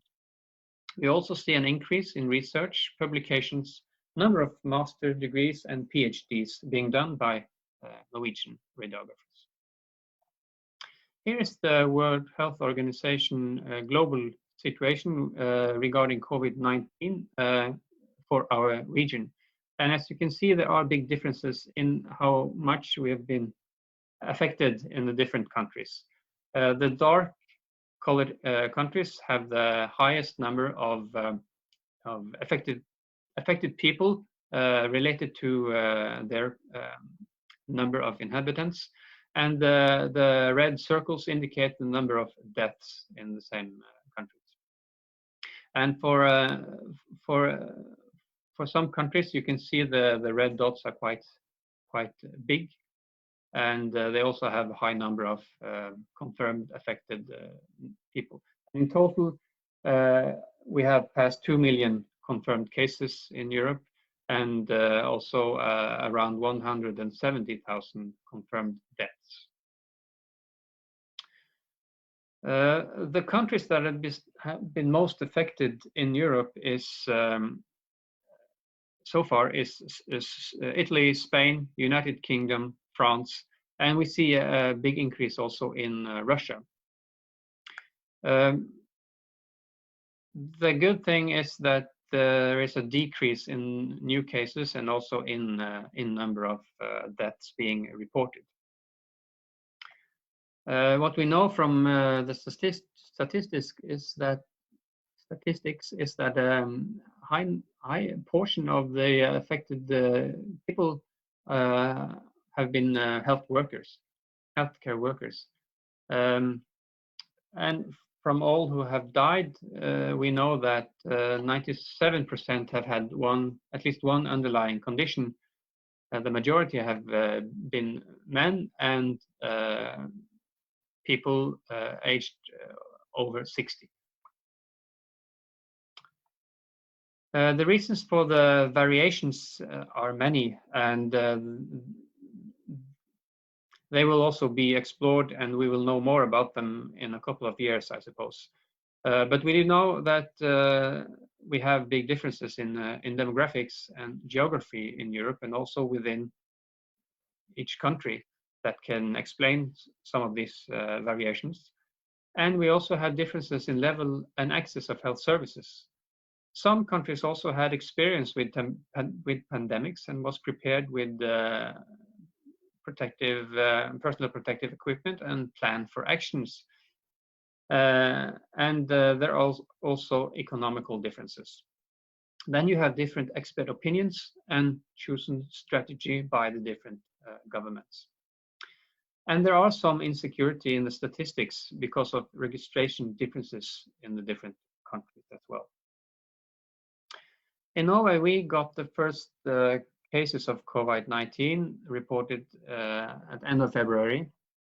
And this was basically Norwegians that had been skiing in their winter holiday in north of Italy. Then on March 12th, the situation was becoming critical, and the government decided to go into a massive lockdown of the country. That basically meant all schools were closed, all businesses that were not defined as critical were closed or had to work or be done from home.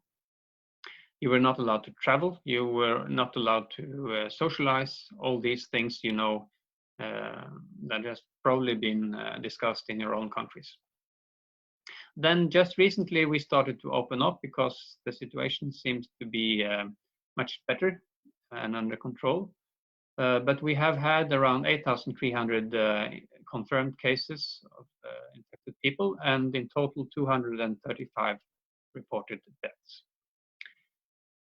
But probably the restrictions will last for many months yet, and we are not advised to go traveling abroad until at least late August. And if you do so before that, you will be faced with a 2 weeks quarantine when you come back. Norwegian radiographers have experienced several things during the pandemic, and my society have done a survey to get some data on this as well. And what we found from this was that our radiology departments were not adequately prepared for such a pandemic. There was a lack of national guidance initially. There was a lack of personal protective equipment and training in use of it. There was also a shortage of staff and high use of overtime. We saw this when radiographers started to report sick and was quarantined, that there was nobody to cover for them. And 40% of the radiographers reported that they had to take chances with their own health at work. And as I mentioned, 20% were quarantined during the first month. And also we saw a big increase in general and cancer patients waiting lists that we have to deal with later. But the role of the National Society, we've been all working from home since March 12th. We established a COVID-19 task force that I am part of myself. This was the Center for Communication with our local representatives. We had almost daily meetings to begin with, and recently we have stepped down to weekly meetings. We established a COVID-19 Facebook group for radiographers. We also give trade union support, advice on negotiations, salary, holidays, change of work plans that are related to the pandemic situation. And as I mentioned, we did a survey, and we have engaged internationally on the issue. Then also an important role for the society have been to communicate with decision makers through media and our channels about the role of radiographers in general, and specifically in the situation with the pandemic. And here you can see some of the publications on our websites. This is unfortunately in Norwegian, but I can tell you that there is a link here to the ISRRT guidance on use of protective wear, and also there's a link to the e-learning resource that the ISRRT made together with the EFRS. There are some advice on insurance for radiographers that have been infected by corona. Also on rules regarding regulation of use of overtime, what happens with your plans for the summer, things like that. We also, of course, have political statements from the society focusing on the important role of radiographers, trying to increase the awareness of radiographers towards health authorities.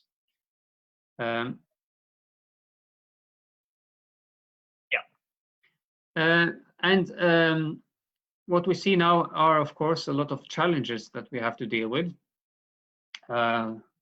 Maybe the biggest one is how to deal with the huge increase in unemployment that we see in Norway. We were at 3%, but now we are around 11% of unemployment. And the government had to use a lot of money to fund some of the results of the restrictions that were made in the lockdown. So we will have poor economy for the coming years. Then we have to avoid a new wave of COVID-19 when we now open up the society, and while we are still waiting for a vaccine. Then there's a challenge on how to examine and treat the increased queue of cancer and other non-COVID-19 patients. We knew, we saw this during the pandemic, that we have a limitation in staff and capacity already before the pandemic. And then with the pandemic and use of personal protective equipment and other preventive measures, we will be less effective than normally to deal with all these extra patients that have been piling up. Then we need to do something about the situation for our students. Clinical placement were basically put on hold when the whole thing started, and this cannot last for very long without having a negative effect on the education of radiography students. Then it is an issue how to raise the awareness and status of radiographers. It seems like it's only doctors and nurses dealing with the pandemic, and that get mentioned in the media. So I encourage you to do what my society did a couple of years ago, to make organize awareness campaigns that highlights the important role of the radiographers. Radiographers take the vital images, and this message was made 2 years ago, but it's even more important now that we have had this pandemic. And by that, I thank you for listening to me, and I hope to see as many of you as possible next year, because the World Congress was moved from this year to next year because of the COVID-19. But it will still be in Dublin, but in August 2021. Thank you for listening.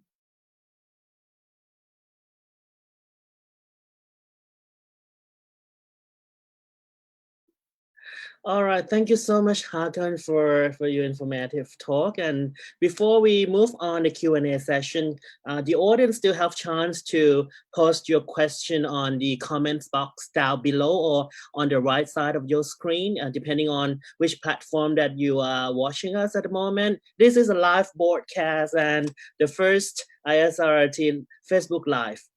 I just would like again to recap what we have been watched so far. I can't say tonight. It's tonight in our Asia time, which should be afternoon Europe, Africa time, and then late morning for you guys in Americas. So we just finished the talk from our 6 speakers from across the world, from our ISRRT 3 regions. Starting from the Americas, we have Mike Kutlas from the US, Mark Given from Canada. From Asia Australasia, we have Alexander Chalman or Alex Chalman from Australia, and Naoki Kodama from Japan. And just recently finished their talks. We have our 2 colleagues from Europe, Africa, starting from Boniface Yao from Ivory Coast, and then Hakon Jamli from Norway. You can obviously see that we are so diverse across the world, but it doesn't matter. The way we practice, we are unified in one profession as radiographer or radiological technologist, depending on how would you call your profession. In terms of the pandemic, we can see that different countries already passed the first wave, and some countries still struggle to climb up for reaching the peak and then hoping that the pandemic will calm down. It is obviously seen that our profession, radiographers, is the frontliner profession. We have a lot of people on watching the show here posting the question. This is very tricky for me. Maybe I just asked for some comment from the panel here, because we know by heart that radiographers and radiological technologists, we are frontliners profession in the clinical environment, but people in some places, they would like to see a document to prove or to show to the related authority that we really are. So what can be a comment? This is quite tricky. So let's start with our colleague from Europe then, Hakon. Since I see you smile. I'm always smiling. Can you hear me? Yes. Yes. I have to ask you to repeat the question. What was it that you said you wanted me to answer to? This is not really a question, but I think it's rather a comment, because it's quite tricky situation when we know by heart, by the way we practice, that we are frontliner profession in this pandemic. But our colleague from different places post on their comment box that how can we prove any documents for it? Well, no, I'm afraid I don't have any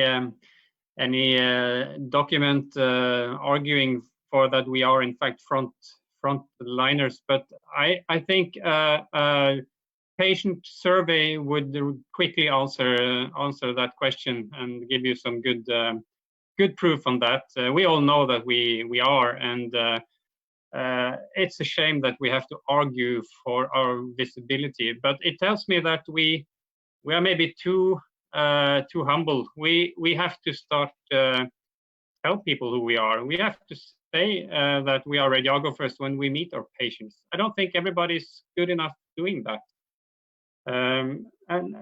One other thing that I would like to mention when I have the word is that I mentioned in my talk that we have quite a lot of resources in Norway, and we have a decent standard of our healthcare. But the standard and the money doesn't matter if you don't have a good plan on things. And what we experienced, what we learned was that we thought that having money in the bank could save us when we come to a crisis because we could just buy what we need then. But that happened all over the world. So there was nothing you can buy because everybody was competing about the same PPE equipment and medicine. So we really learned now that we have to have our own storage, or we have to start produce such things ourselves. And that may solve the arguments that we have had to have with nurses and doctors, because people were really fighting about these things. I'm more important than you. I need this PPE. You cannot come here and take it from our department. This happens because you have planned too badly. Yeah, I do agree with you. I myself, I'm the president of Radiography Board of Thailand, and we had a big fight because the nurses and the doctors, we didn't really fight with them. But the point is, when it comes to the time when we don't have enough PPE, and especially the surgical mask or the N95 mask, I think we need someone to speak up. Everyone is important in your profession. And when we take care of the patient, we come as a team. But to make our profession stand out, we have to have someone advocate to do it. So let's go back to our president and see what she says, Dana.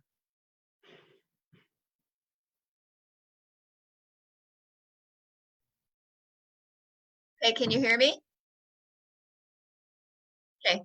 I thank you for the opportunity to address this. I do want to say that in our document that we have produced, which is on www.isrrt.org, under the COVID tab, are guidelines for practical advice during the COVID crisis. In the beginning of the introduction, we do define ourselves as frontline workers. So I do know that we do have that in there. Maybe we need to go a step further and have a position statement. But if you need something at hand today, go ahead and go to the ISRT website and download that document on the COVID page. And you'll find that in the beginning paragraphs as listing us as frontline staff workers. And I agree that we need to continue on this line and promote ourselves more. Thank you, Madam President. Well, let me have one more person talk on this. I think Boniface will be a good person because he represents Africa, our big group of radiographers practicing in the moment. Do you hear me? Is it okay? Well, okay. I think that radiographers in Africa, or from everywhere, they are aware of their responsibility. They are aware of their responsibility to go and to search, because they know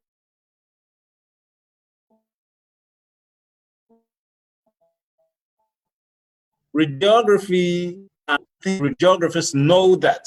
So, well, you can have all the documents from ISRT, from IAEA, and so on, but you just have to do something with it. It means you must go to set partnership with institutions and so on. And ISRT is our backbone, is our association, which is known, is the voice of the radiation technology, which is known from everywhere, so that we can do all that. And that's what we're doing here in Cote d'Ivoire, trying to set convention with institutions to train radiographers to use online equipment, online tools, and then to train them in city for risk management and everywhere. Everything that we can do, it is possible. We just have to know that we can do it. I mean, our responsibility. And I think this time things are really going on well. Thanks a lot. I think this issue, I think we as the international organization representing 500,000 of us need to step up and do things, and in response to the request of the member, maybe we get some voices from our two colleagues from the US and Canada also. Let's start from Mike. Yeah, I think, a couple of thoughts. First of all, we're talking about things on a very macro level, a very, either countrywide or internationally, and that's important. But just as important is the micro level and the smaller levels. And as I said in my presentation, our focus really on healthcare in the United States is at the state level. And as painful as it is, we try to keep up with what's going on in 50 different states and in what's going on in the national government. So if there is legislation, if there's some sort of a push in a state for frontline workers, we would call them essential workers in the United States. But if there's a push to get them hazard pay in some cases, protective equipment, anything like that, we want to make sure that we have a seat at the table. And so if that legislation is going through and we don't see radiographers and radiologic technologists there, then we make the case that they need to be there. And that takes a lot of work to keep up with that. But also at the individual institutional level is providing that education and making sure that the hospital administrators understand what we do. So it's very complex, as you said, to start with, Napapong. But the one thing that I hadn't quite heard yet is keeping our eye on the legislation that's going through, making sure that we have a seat at the table. Very good idea. I think we need some comment from Canada also, Mark. Yeah, I'd be more than happy to do so. In the Canadian context, it's been a real fight for us to be seen as frontline. So a lot of it has to do with documentation. We've been writing letters to ministers. We've been writing letters for unions to support them to get access to things like pandemic pay.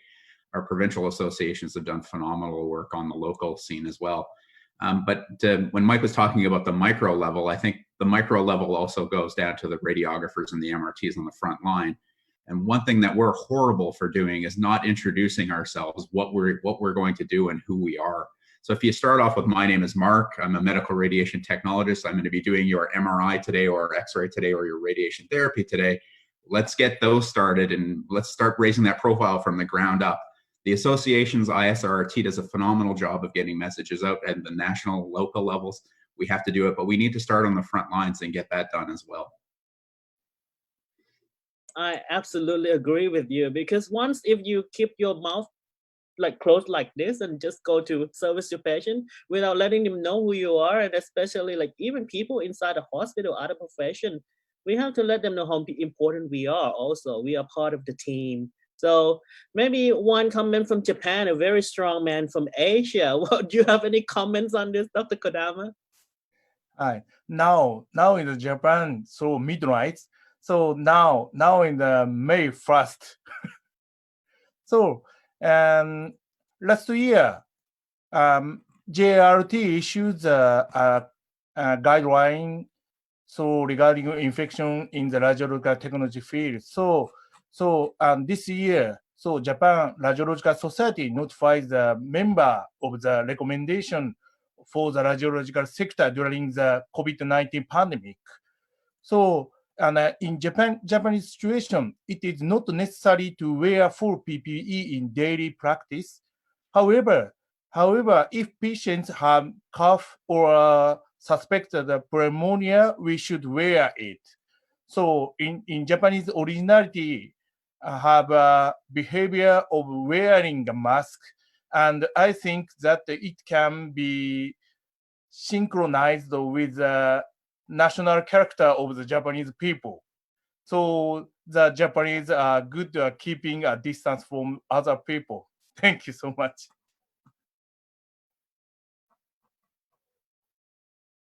All right, Dr. Kodama. Let's move to the next question. I think it's quite late for you, Kodama, but maybe we stay a little bit longer. I got a very interesting question from our audience from Shedi Olawa. Sorry if I pronounced your name incorrectly. The question is, the ISRRT appears to have good professional relationship with the IAEA. However, it appears that the radiation protection of patients of the IAEA, RPOP IAEA, do not really know what we do. Most of their publication appear to give the credit to the work, radiographers and radiology technologists to the medical doctors or the physicists. Sometimes radiographers are referred as technicians and don't even receive any mention. I think Donna Newman, the president of ISRRT, should have a very, very good answer or feedback for that regarding what we have done so far. I have to tell can you hear me? I have to tell our members and everybody that are watching that we have a really good relationship with the IAEA. We are always officially invited whenever a document is being done related to our profession, because we are the official NGO in relations with the IAEA. We are moving forward and we are getting our name in those documents. They call us, they invite us to all the conferences that are happening. So I would have to say that I do not know what has happened in the past, but as long as I have been on the ISRRT board, we have been invited first and foremost to represent our profession. As president, I always send a person with expertise in that area related to the topic so that they can actually input to the document and give accurate information. So you will see the documents being produced now. They have the radiographer's voice in them. The BSS Safety Series does. I just participated in an IAEA COVID document with the IAEA where we were invited to represent nuclear medicine at that meeting, and they came and asked us right away. So I believe that we are being asked and we do have expertise to have input to those documents. So I am not sure where that comment is coming from. That may have been something in the past, but I don't agree that that is how we are seeing it at this moment. We sometimes cannot affect that we're called technicians. Sometimes the ILO documents refer to us as technicians, and in official documents, we have to be referred to by the definition in the document. So we are moving to try to change that, and we will have to change that at the ILO position before we can officially have that changed in documents. But we know we're radiographers, we know we're radiologic technologists, we know we're radiation therapists, and in all of our documents, we put that in and we push for having that in wherever possible. Thank you. Oh, thank you, Madam President, for this clarification. Actually, we have done a lot during the past years for promoting our profession on global stage as the ISRRT represent you across the globe. I got one interesting question from a couple of people who are watching this program here about, we're all talking about radiographers. What about radiation therapists? We have colleagues in radiation therapy and they ask if we have any documents supporting them because during COVID pandemic, cancer patient cannot wait. Radiation treatment might be their last chance that they get, so they cannot wait. So they just would like to know if we have any document to support them. Maybe Donna, you can answer this. I'm very excited to share with you that if you go to the ISRRT COVID tab and download the guideline for practical practice and COVID, you will find on page 71 through 77 guidance for radiation therapists. When you're treating a patient with that does not have COVID versus a patient that has known COVID, good information about what to do for the whole department, staffing, and we had really great input from experts from the UK and experts from on our board and around the world that actually helped develop this section. So if you're looking for information on that, please go to that guidance document. We also have an e-learning module that will be coming out in a week that you will find on our e-learning platform on specific to radiation therapy. So be watching for that announcement and for the information, and you will have some very good education and information on radiation therapy in the near future on our e-learning. All right, thanks a lot for your answer. I think the time is very tight now. We have run this program for quite a lot, and what the ISRRT also need from the audience is that the suggestion of the topic. Well, I'm very excited to tell you that we are preparing the coming of a series of webinar for you, and then we will announce on our website and also this Facebook. And before closing the program today, we know that COVID will be with us for a while, and we're gonna have something called new normal, right? Everybody talk about new normal. I just would like the speakers here today or tonight or this afternoon, wherever you are, just give the final word or some message to our colleague around the world about what kind of new normal in terms of professional practice in your perspective, and that's going to be your message to them. Let's start with Mike. Sure. I think the new normal is adaptability and flexibility. Every time we try to come up with a plan, try to figure out what to do, it seems like things are changing constantly. So, we're in a really, really good situation as radiographers because flexibility is part of our DNA. And I think we can really be a positive influence in all of healthcare and a positive influence to our patients because of that flexibility.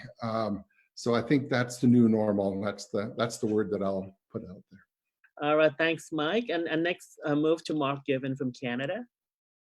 Yeah, picking up on what Mike spoke about, I think it's going to be really important for us to be parts of the collaborative teams going forward. I think it's time for medical radiation technologists or radiographers to integrate themselves into the medical team at a much higher level and to really advocate for us to be on the front line. The social distancing materials and everything is going to be in our new normal for some time to come. I think this is an opportunity for MRTs to get their voice heard, both at the provincial, local level, national level, whatever that case may be. But it also allows us to be super innovative and to really change our practices to advance the model of care for ourselves in imaging and in radiation therapy.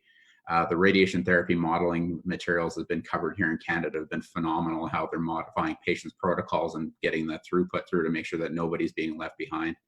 And I think it's really important for us to advocate for getting our services ramped back up and to get them moving at a most safe and efficient rate as we can.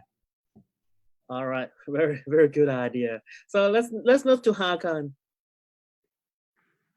Yeah, well, new normal. Well, that's not so easy to give a good answer to on the fly. But I copy what's already been said, and I think such a global pandemic that we have all now experienced and are experiencing, and would probably be experiencing for another year or so. It unites us as professionals. We see the same challenges all over the world, and we connect more than ever before. And we discuss this, and we do webinars like we do now, and we will also survey this, and I'm sure we will make good position statements based on this too. It will make us all stronger, I think.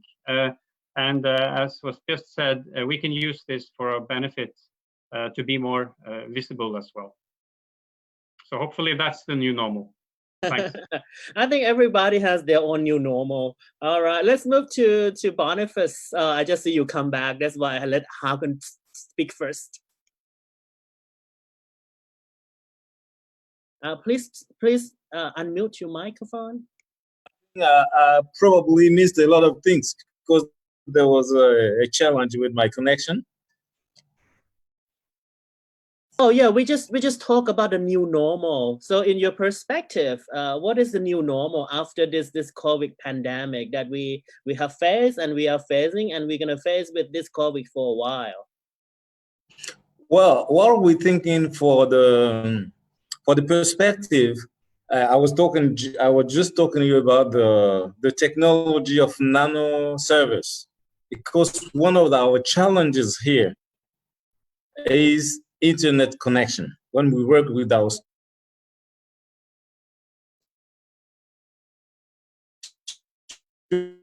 students, or give them of connection. So we are working with the startups on this nano service which can help students access to our platform and have resources without internet connection. And for the radiographers themselves, for the professional practice, for the development, we are setting convention with an institution, a continuing professional development institution in France, to train them regularly. And I think this experience that we've got with ISRRT, I think this is going to be implemented so that we can have in African region regular training on Facebook. That will be something wonderful that we could promote. All right, for folks in Africa, you will hear something from Bana first. He's planning big things for you, so let's stay tuned for that. So before Dr. Kodama, before your bedtime, let you say something to close this program. So new normal everyday life has begun in Japan. Maybe it has to coexist with COVID-19. It is necessary for academic society and the professional organization to take a great leadership and rule to prevent the hospital or clinic and medical care system in Japan. Thank you. All right, so we still miss Alexander Chelman, but you have to understand this past her bedtime. So her time may be 2 a.m. in the moment, so she sent an apology, but we feel grateful for her for joining us for this program. Oh, well, I think it's time for us to close this first Facebook Live for this ISRRT Facebook.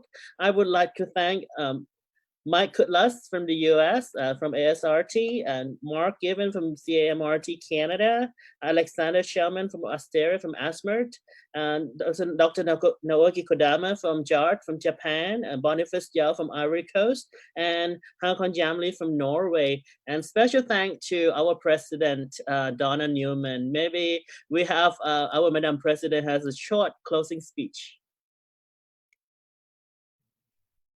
I just want to say to everybody out in the world is much smaller when we can communicate electronically. And I think that we have shown today what great experts we have around our societies. And we believe that this is a great format for getting information out and sharing our expertise in our field. So please, all of our members, let us know what you think of our Facebook Live, give us suggestions for new topics. And please let us know what we can do to meet your needs as our members, because the ISRRT is your global family. We are here for you. And thank you very much, Napapong and Yudapong, for putting this webinar on and helping facilitate it, and for the speakers for taking time to put the information together and share with our members. Thank you.